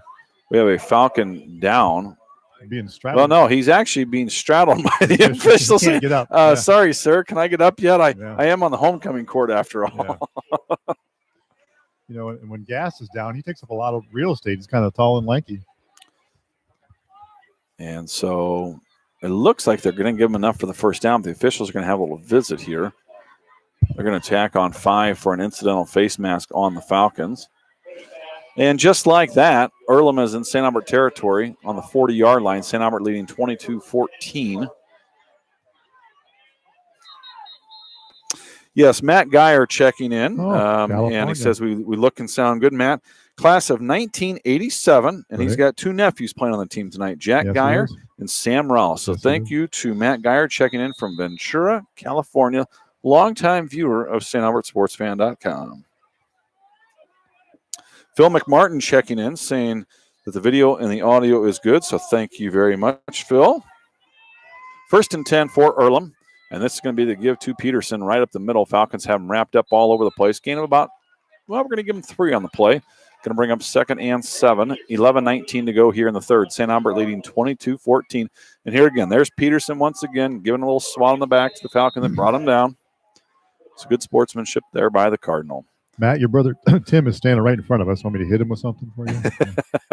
And even if you don't want to, I might. Oh, here's Swallow. Boy, he really runs well. He finds the hole. He's patient, and then he puts it into another gear. That's a first down for Earlham down to the Falcon 25-yard line. Excuse me, the 27-yard line. So we'll give him a 10-yard gain on the play. Right near 100 yards for Swallow. Have him at 99 for the game. And here is quarterback keeper off right-hand side. And a gain of about 3 on the play. Going to bring up 2nd and 7. Falcons have struggled in the second half the last few weeks. And so little turnover right about now might help boost the Falcon offense. Falcons have a couple so far on the positive end. They've recovered a fumble, intercepted a pass. And here is another run over off left-hand side. Game about 3 on the play. So I just got word that my old neighbor, the great Ann Fatovich, passed away tonight. For those that don't know, Ann was a terrific softball, baseball player back in the day in Chicago. Right. And the movie A League of Their Own is loosely based off of people like Ann. Here is the give over off right-hand side. Gain of about maybe 3 on the play. I think he's going to be about a half a yard short of the first down. It'll be 4th and very short for the Cardinals. 9:35 to go here in the third. Actually, Matt, it looks like it's going to be about 4th and 1. Yep. Goobles up front, Gast up front, Miller and Geyer. They're your D-line. Falcons going to stay in the 4-man front here on 4th and 1. Caskey's going to take shotgun, give it a Swallow, right-hand side. I think he's got enough for the first down. It was close. I think he does. But he needed 1. I think he got about 2. And so things were really chippy in the first half, and now all of a sudden in the second half, guys are helping each other up, patting on the back, you name it. The officials must have had a talk with the players and perhaps the coaches, who in turn talk to the players. And here is quarterback keeper left-hand side. So, things are getting serious when the dads get up from the wife and head to the back of the stands and have a little chat with the rest of the guys. And we'll see. 2nd and about 11. Not White or Google. Sometimes the numbers have changed a little bit. I'm not sure what number Dylan ended up with, but Dylan White 53 on the tackle that time, and Goobles is 63. So Dylan has a number that matches the number he's wearing on the field and the program. There you go. Different than last week. And here is toss sweep to Swallow, right-hand side. And here again, works his way forward, makes something out of nothing. Gain of about 3 on the play. Going to bring up 3rd and long, I would think, 4-down territory. Oh, absolutely. I agree with you, Charlie. Got a great kicker, but I think it's 4-down territory. Well, I'm not sure our fans are the brightest young kids in the world. They're trying to make snow angels in the gravel down there on the track. As long as it's not one of mine. I don't think so. Caskey under center. He's going to fake it, keeping himself, and he is going to be dropped for big yardage. Interesting play call on 3rd and long. They work backwards, and that's a big stop there by the Falcons, forcing 4th and probably a decision now at this point. They've got a leg that can make the field goal. No field goal attempts this year. But no field goal attempts in 4 games. According to quick stats. Mama. Yeah. So that's really interesting, especially consider the extra points have looked so good. 4th and 11. 7:25 to go here in the third. St. Albert leading 22-14. We need to get down about the 5-yard line. Going to put a man in motion. He's going to roll out left-hand side, look over the middle. That ball's going to be swatted. Great job by Jared Gass. Swats the pass down. Falcons get the turnover on downs. It'll be St. Albert football on their own 16-yard line, leading 22-14 with 7:16 to go here in the third. Sure, I'm not sure why I said let it go. Usually if it's deep, you don't want to intercept it from the turn on downs. But, too bad the Falcons couldn't get their hands on that. But it took a crazy sideways bounce after the gassed swat. Gronstall is going in the backfield with Lance Wright. Connor Cherney's the receiver down below. Matt, I'm not sure what you served down at that tailgate, but these ladies in front of us are having a very enjoyable evening. Matt Linehan. Yes, Matt Linehan. Yes. I'm not responsible for those ladies in any way, shape, or form. I can barely handle myself. It is Matt Day, patron saint. Yes, right. So, one of the 4 evangelists, gospel writers.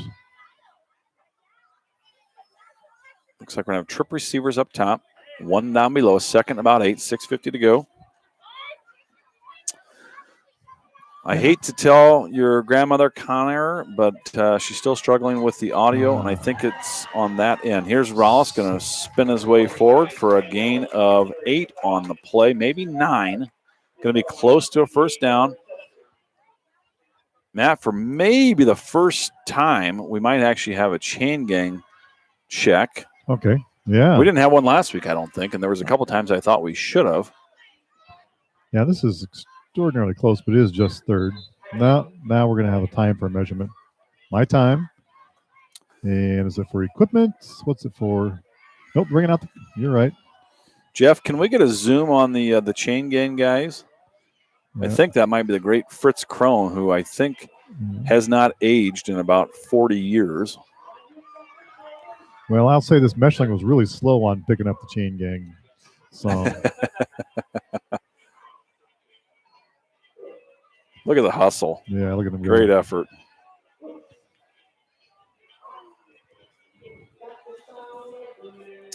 All right, 6:30 to go here in the third. Going to be just shy.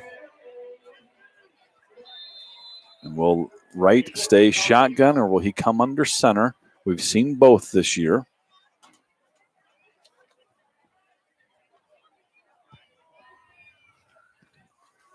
Checking. I think they're making a good play of it, make it look like something. I think it's going to go up under the center, and nope. Trips down below. Here's Lance over off right-hand side. He's going to pitch the football, and Gronsthal, it's going to be really close. I think it's going to depend upon the spot. We've got a man down for Earlham. Hate to see that. Looks like he had a hand. Might be a hand. Yeah, I don't know what's better. Earlham has brought their own trainers. And they are over in a hurry. Can't see the player. Hope he's okay. It's a single-digit guy. That's all we know. 8-9, something like that. Caden Rice, perhaps. And getting ups, that's good to see. That's Crease, number 6. Yeah, Devin Crease. The kicker. 180-pound senior. And it is a first down after all that. Okay, we'll take it. The down has changed to 1. I think the Fritz just flipped the number when nobody was looking. Hey, you guys just scoot forward and I'll flip the number. We'll see if they notice. Noon, watch this. Oh. First and 10 for the Falcons, their own 27-yard line. 6:07 to go here in the third. And Wright will get the call from the sideline, give it to the lineman. The lineman will look at the plays. Big stop on downs for the Falcons. That was really big. The St. Albert offense, which has not scored the last 2 weeks in the second half, looking for a little momentum here. Wright's going to carry it out of bounds to about the 30, 31-yard line. They're going to call him out about the 30, so gain of 3 on the play. Going to bring up 2nd and 7. Lance had 53 first half yards on that was his 10th carry of the game. The white uniforms, the red look, and the offense reminds me a little bit of what the Hawkeyes are going to see tomorrow night against Wisconsin. A lot of run, and run. Just depends. Cheese versus corn. Pick your side dish. Who do you want to win? You're playing the Longhorns. That'd be a main dish. And here is the give to Cherney off left-hand side. Man, I'm going to let you take this for just a minute. You bet. Cherney was stopped there that time by Trey Bond. Really didn't get anywhere to Connor, so it brings up about 3rd and 7 for the Falcons. Connor's 4th carry has about a dozen yards tonight. Falcons looking over to the sideline like they usually do to get the play. 5:22, clock is running. Falcons up 22-14 here in third quarter action, about just past the halfway point of quarter number 3. 3 split right, 1 split left, 1 man in the backfield. It's a fake to the backfield man. Wright's looking downfield, goes over the middle. That is almost intercepted through the hands of Patterson, through the defender, and fortunately, harmlessly to the turf. Woo, boy. Boy, oh boy. Wanted to get back to Connor's grandmother, let her know that we've got confirmation from others. The audio is working, that she might want to shut her down and start back up. As it stands, we'll bring up 4th and 7. 5:05 to go here in the third. Lance Wright will stand at his own 18-yard line. And Swallow, who's had a whale of a ball game tonight for Earlham, will stand at his own 37. Here's a high snap. We had a couple of those last week. And here is a really good kick by Lance Wright. And that ball is going to go down to about the 30-yard line. And so good field position change there for St. Albert. Swallow's going to take a knee and tie his shoe, I think. And the Cardinal offense will come back out on the field after a pretty successful first drive down deep in Falcon territory. But the Falcons got the stop and the turnover on downs. 40 yards on that punt for Wright. And Charlie, back to that drive you talked about for Earlham. They started at their own 45 to begin the second half after a nice return. Got down into Falcon territory, but gave it up on downs. So started with a good position. This time they're back about 15 yards further than they were before.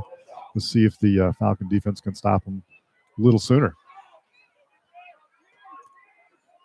Caskey under center now. He'll put Swallow in motion, give it to the fullback up the middle. Not much doing, gain of a couple. But sometimes that's just to keep you honest play. Mm-hmm.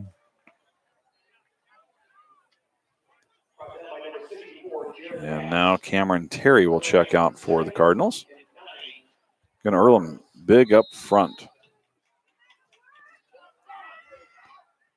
And 3 men in back, quarterback and 2 halfbacks. And here is the give to Swallow, right-hand side. They love that play. They found something they like. They're going to stick with it. Somewhat reminiscent of Logan. And if you can't stop it, why change it? Going to bring up third and about 5.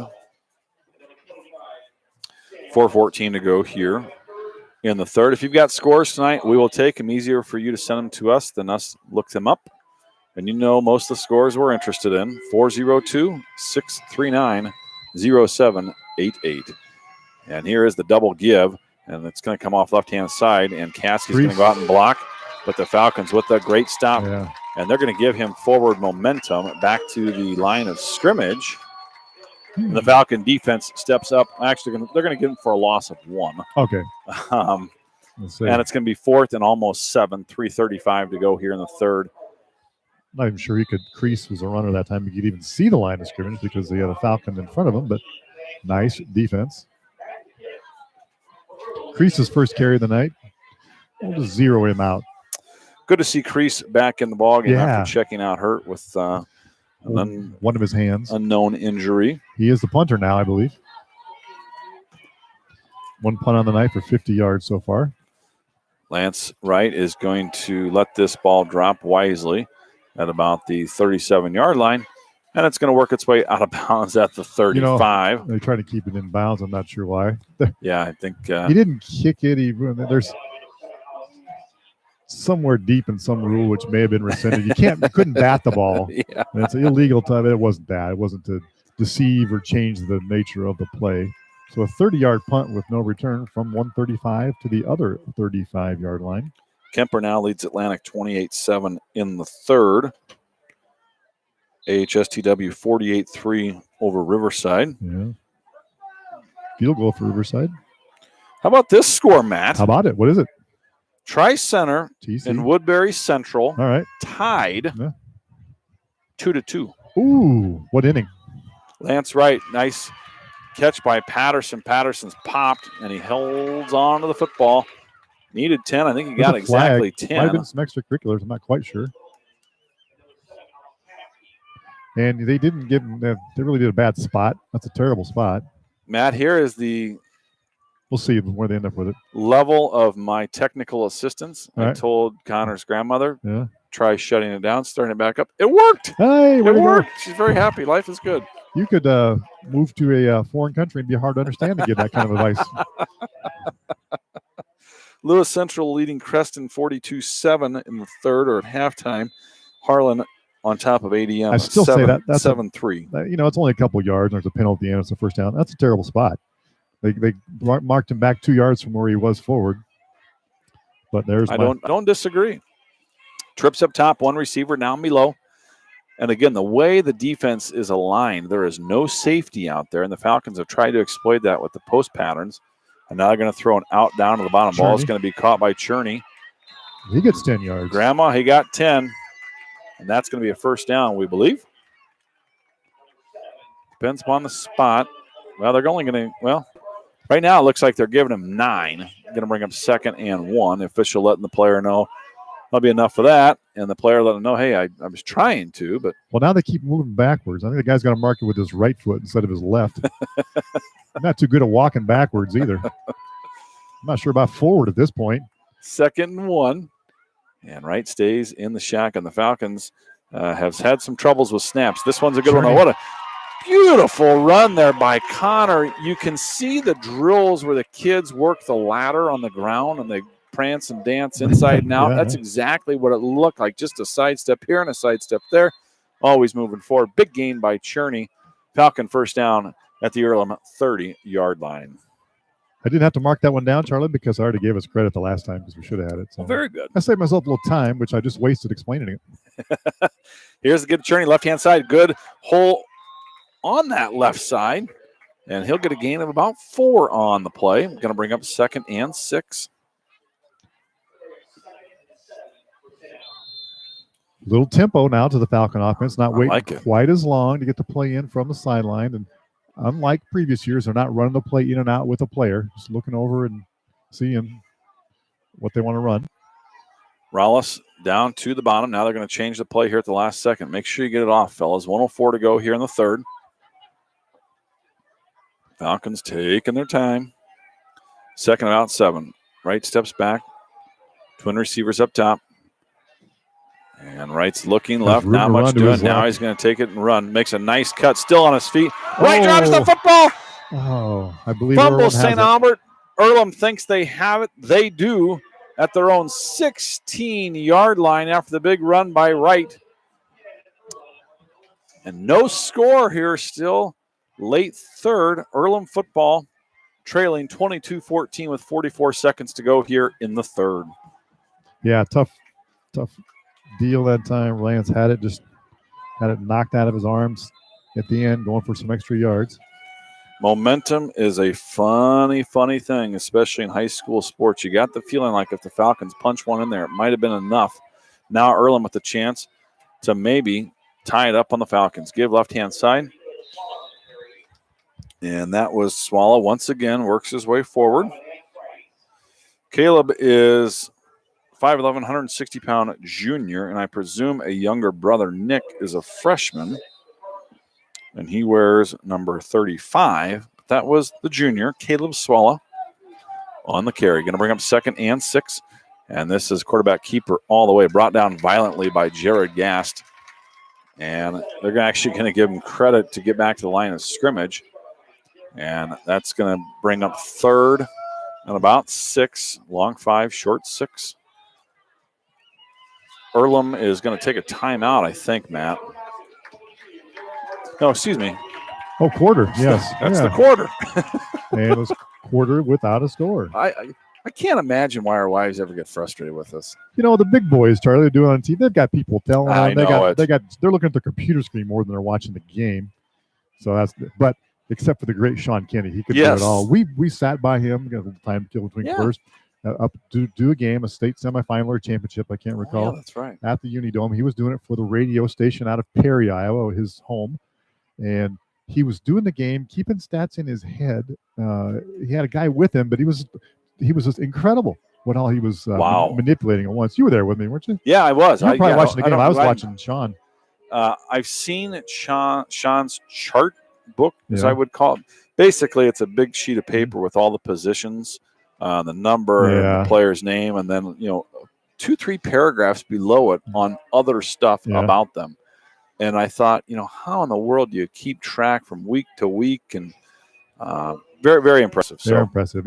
I think even if that were our full-time job, we still wouldn't be that good. No. We used to have charts. We used to do more, but I think we settled into a groove. Yes. People want to see the kids. Yep. It's about them, not us. St. Albert defense now in need of a stop. 3rd and 6 as we begin the fourth quarter. Falcons lead 22-14 here at homecoming. Quick saying about our approach. The people who watch the game don't care what we know. They just know that we care. Yep. Well said. Here's the give to Swallow. Right side, works it back left. And he got about 3 on the play, maybe 4, but he's going to be short of the first down by about a yard, we believe. 4th and 1, deep in your own territory. What are they going to do? I think they might go for this, Matt. Yeah, we're in the fourth quarter. 4th and 1. Ball is right near the 25-yard line. Need to get to about the 26.5. Caskey under center now. Going to put Swallow in motion. Try and see if they can get the Falcons to jump offside. St. Albert does not. And Earlham is going to have to call a timeout. Their first used timeout of the second half. And so we'll stay with you here. Coach Gentili works on the Falcons out there. New, young coaching staff. You've got Trey Bowman out there as well. Here's some of your new coaches. You have, obviously, new head coach Pat Ryan, 2000 graduate. James Carney. Jake Gentili is an 11 grad. J.D. Colgit's a 12 grad. Tucker Colgit's a 14 grad. Trey Bowman's a 14 grad. And Josh Ryan is a 2002 grad. And now the old guy. The old guy? Who's the old guy? Nick Finken, athletic trainer. Class of 1997. Turned 40 last week. So there's one guy who's not in the program, maybe, but class of 1980, Brian Bowers. Yes. Spent a lot of time down there. Saw his brother at the service yesterday for Mrs. Bergen. And the Bowers, always very supportive. They're playing alumni golf Sunday once again. Here's the give up the middle. I think he's got it. Needed 1, got about 3. That'll be a first down for the Cardinals. If you're a Falcon fan, and we know most of you are, Here's the good news. Not only do they need the touchdown, but they're going to need a successful 2-point conversion as well. And now Gooble's back up and at him. He's a guy, Matt, we haven't mentioned a ton tonight, but in this type of offense, sometimes his job is just to fall, to plug, just any way you can stop that pile from moving forward. Just soak up space. And a gain of a couple on the play. Going to bring up 2nd and 8. Next time out, Charlie, have we talked about our sign yet? No, we need to do that. We need to do that. We can do that when we have a little time. We have some thanks we want to throw around. Share to spread. Going to be 2nd and 7. 10:40 to go here in the ballgame. St. Albert leading 22-14. Here's the give to Swallow, right-hand side. Swallow works his way forward. So they love to go to Swallow, and they love to go off right guard, right tackle with him. We have a Falcon down. That is Goobles, and Goobles is now going to gingerly get up. That is one tough young man. 3rd and about 2, maybe 3. Little pitch has gone awry, and that's a loss. Jack Geyer, the senior, on homecoming court, back in action tonight and back with a big play for the Falcons. Big loss, going to bring up 4th and almost 5. I guess that makes him a prince if he's one of the king candidates. I'm not sure how that goes. Pretty sure we would be jesters, you and me. Oh, God. Is there a lower position? They're going to go. Well, no, just as I say that, Matt, of course, they're going to drop back and I think punt the football. Falcons staying what I would call punt safe, and they're going to keep. Actually, this is Rollis who's going to catch the kick at the 25-yard line. Good blocking. Rollis still on his feet. Rollis going to cut it up. And Rollis stays on his feet. 45, 50, one man to beat. Mitchell gets in the way. Rollis is going to take it. No flags. Rollis is going to score. Oh, and there's a late celebration flag. Is that a celebration? Please do not negate the touchdown. What a return by Rollis. Sammy Rollis back in action. We're going to have to see here. Matt, I watched intently as he went in, and he kind of gave a little celebration. But, folks, they're 15 and 16-year-old kids playing high school football and homecoming. They're going to have a little fun. I'm okay with it. Come on. We'll see officials taking their time. Will the touchdown count? That's the main thing. We can work with it from there. Matt, is that his first punt return? I think it is. First punt return of the year. They're going to call a block in the back on the Falcons. I think he had crossed the end zone line. It will negate the touchdown. No, they haven't marked it off yet. So they're standing about the 6-yard line. They mark it from there. The Falcons end up at the 16, 17-yard line. 1st and 10. It's me trying to add some sense to something that to me doesn't make any sense. So we'll see how that goes. And now I think they're still.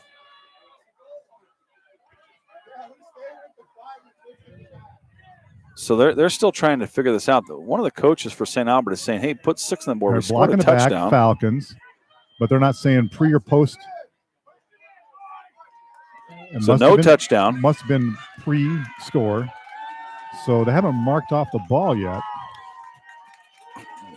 Matt, I'm not sure if the St. Albert coaching staff is saying that's a touchdown. And I think. And then their beef is with our scoreboard. But the thing is, the official hasn't. They're saying it is a touchdown. So, Matt, don't be shocked. I'm really confused right now.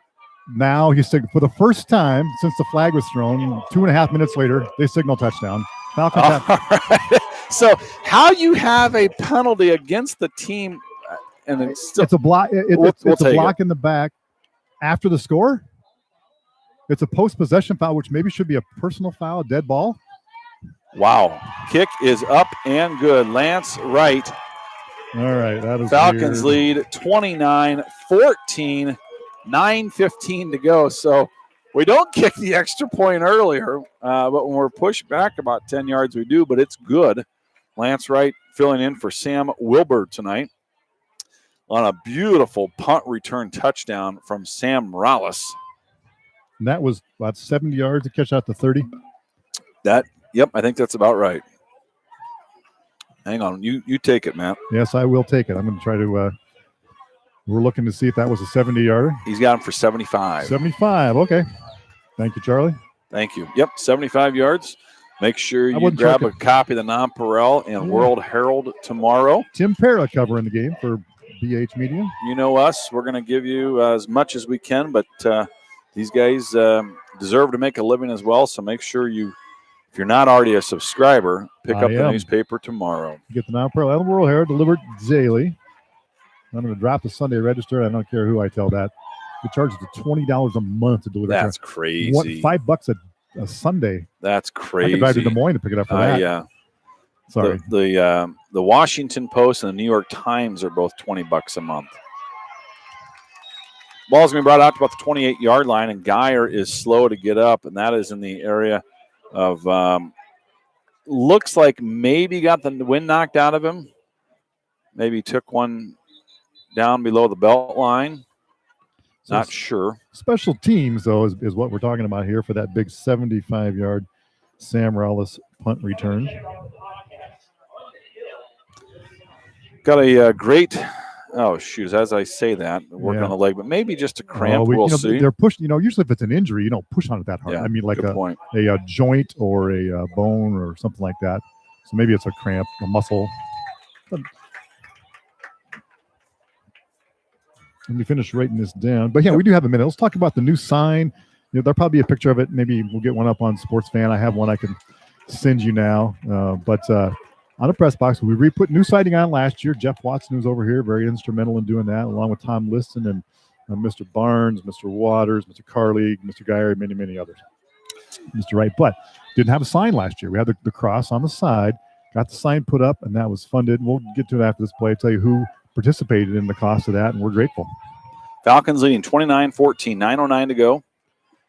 And this is Caskey to Swalla. Swalla right-hand side. Swalla met after about a gain of one. Hit hard on the play, and Swalla is slow to get up, and they're trying to help him up. And he's saying, hey, fellas, give me just a second here.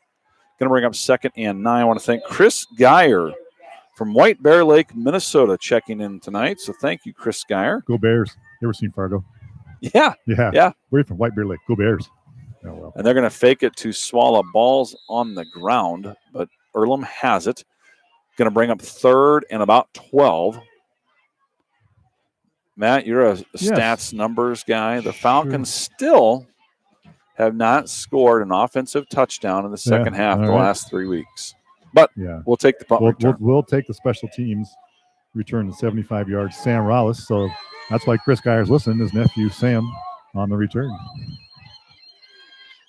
I saw your mom, Karen. Mrs. Karen's here at the game. Caskey's going to roll out left-hand side. Pressure from behind. He is going to be swarmed by a host of Falcons. And here again, this is where you see they're going to throw the flag. They don't blow the whistle, but they throw the flag. This crew is terrible. Working his way forward, trying to get it. We talked about this earlier. We know he's still trying to work his way forward, but if you don't blow the whistle, stuff like that happens. Guys get hurt. The question is, will it be a spot foul and still be 4th down, or is it an automatic 1st down? Because as it stands, it's going to be about 4th and 20.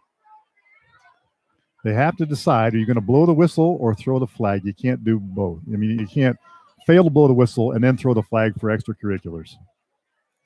We will point our guys out when there's something done that we don't agree with.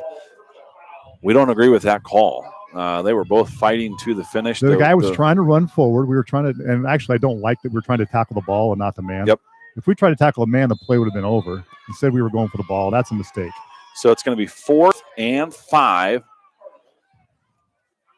And the faithful voicing their support for the Falcons. Got a check-in from the Counts Bluffs Fire Department. 4th and 4, did not get it. Got to. Great stop by the Falcons, and they'll have great field position. Coach Tilly fired up, doing a little chest bump. And St. Albert takes over deep in Earlham territory. The ball will be at the 37-yard line. And so we've got a family member checking in from the firehouse tonight. Couldn't be here on duty. and they're really appreciative of the work that we do for them. And it's our pleasure. That's why we do it. Hale's talk about the sign, though. Yes. So the really nice looking sign. Get up here and see it. Check out a picture. And the Falcons call it timeout. So we do have a little moment to talk about this. So the kind of a group financing, crowd funding, if you will. The Booster Club kicked in for 1/3 of the cost. We're grateful for that. And anonymous donor kicked in 1/3 of the cost. Another anonymous donor threw another little chunk at it. The field crew guys took up a little collection, and then the class of 78, we had a little money left over from our reunion that our income exceeded our expenses, and some of the money was on the way to the foundation. We took a little bit of that and topped off the need. So the sign is up. It looks nice.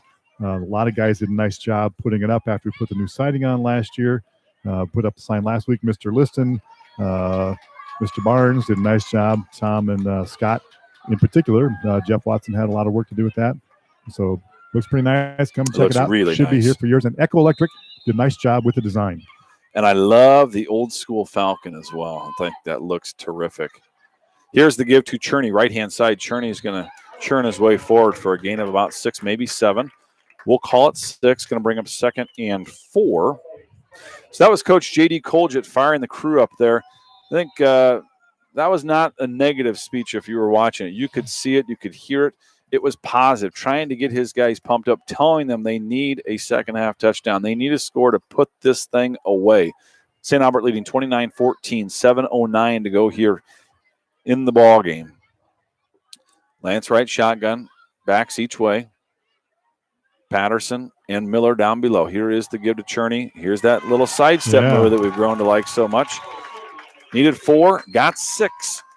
Connor Cherney, the Falcons, moving the chains. St. Albert first down at the Earlham 26-yard line. Has something to do with the line, has something to do with the opponents, our line, something to do with our opponents.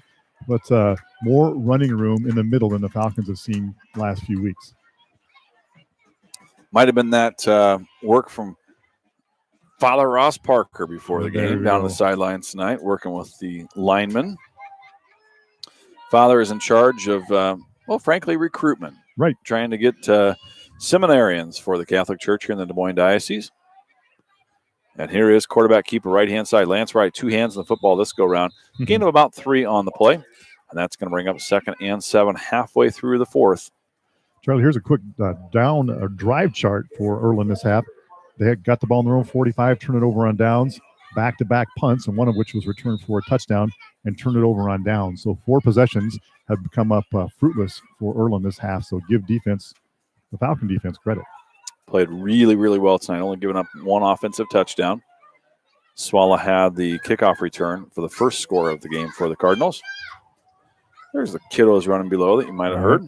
Having a good time on homecoming. Here's Lance Wright, left-hand side. Lance Wright running room up the middle.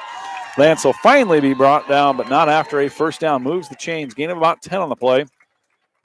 And that is going to bring up 1st and 10 from about the 14-yard line, 5.5 to go. Yeah, Lance absolutely running with 2 hands on the ball, as you mentioned last time. Gave it up earlier. First turnover on the night for the Falcons. They were up 2-0 in the turnover battle at halftime, now lead 2-1, and they probably don't intend for that number to change. And we've got a check-in text. Coach Colgett there with the pep talk there. Pretty impressive, but not quite to his Pop's level. Pop still got him on that. Years to go. Here is Bennett Gronstall. Right-hand side. Gain of about 6, maybe 7 on the play. We'll call it 7. Going to bring up 2nd and 3. Bennett doing a really nice job with his eyes. Has hands covered, kept his feet moving. Just waited for his blockers to do their work and followed him. Nothing fancy. Terrific work, though. Like the pace on this drive, Falcon offense. Moving along, 2nd and about 4. They've been moving the spots around the ball. I thought he had a little bigger gain from that. Then they moved it back. I'm done being critical. It's a burden being right all the time, you know. Lance Wright drops the snap, picks it up, runs straight forward, and runs his way into the end zone for the score. St. Albert leads 35-14 on the 8-yard touchdown run from Lance Wright. 4:25 to go here in the ballgame, and that will seal another homecoming win for the Falcons.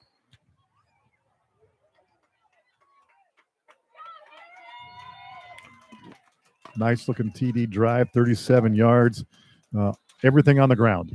So Gronstal did some running, and Lance Wright did some running. Didn't put it in the air, didn't put it on the ground, and scored. And Lance is going to try the PAT again. Brett Klussman's going to hold for him. He's only about 5 yards behind the line of scrimmage. The hold is down. It's a good one. Kick is up and good from Wright. And St. Albert leads 36-14 with 4:25 to go in the ballgame. We've got a request. Yeah. Kyle Barnes, beautiful, because today is the 21st of September. Yeah.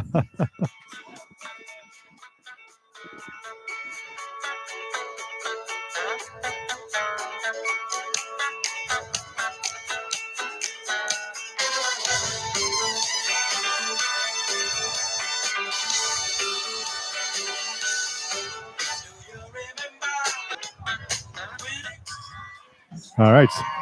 There's a 37-yard drive, most of it on the ground. And speaking of Earth, Wind, and Fire, they did a terrific cover. I'm a big Beatles fan, as you know, Charlie. Yep. A terrific cover of Got to Get You Into My Life.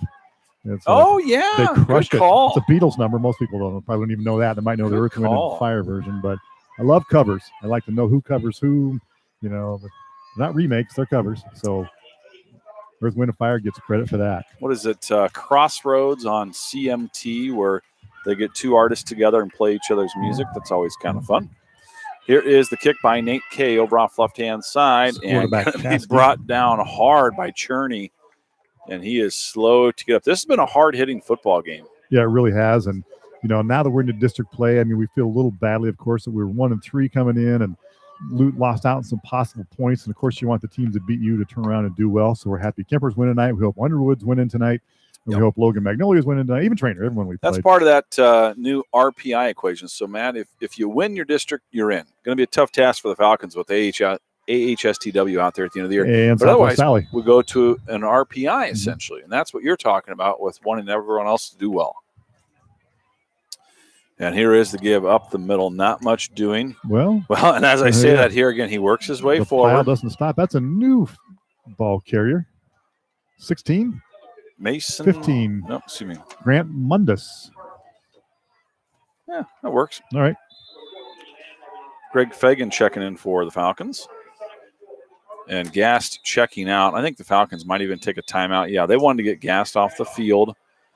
Gast has played himself a great ball game tonight. Here comes Judge Fagan. All right.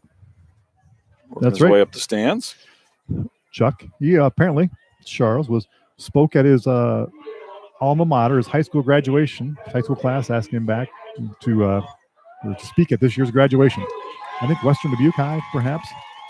So we have word that the officials for the Trainer East Sac game went to the wrong location. Oh, so late start. And so Trainer East Sac is not going to start until about 9:15. Oh, my goodness. Matt, tell us where East Sac is. East Sac, that is Sac County, north of Greene County. It's, Sac City area. Go north of Carroll. North of Carroll. North of Carroll. Let's say north. Yeah. That's why they're far apart. Late night. Second and about 5. 3:56 to go. Here's the pass down to the bottom. I like that play. If I'm Earlham, an Earlham fan, I'd probably like to see that a little bit more. Gain of 12 on the play. Going to be a first down at the Falcon 44-yard line. That is Jake Willem, his 5th catch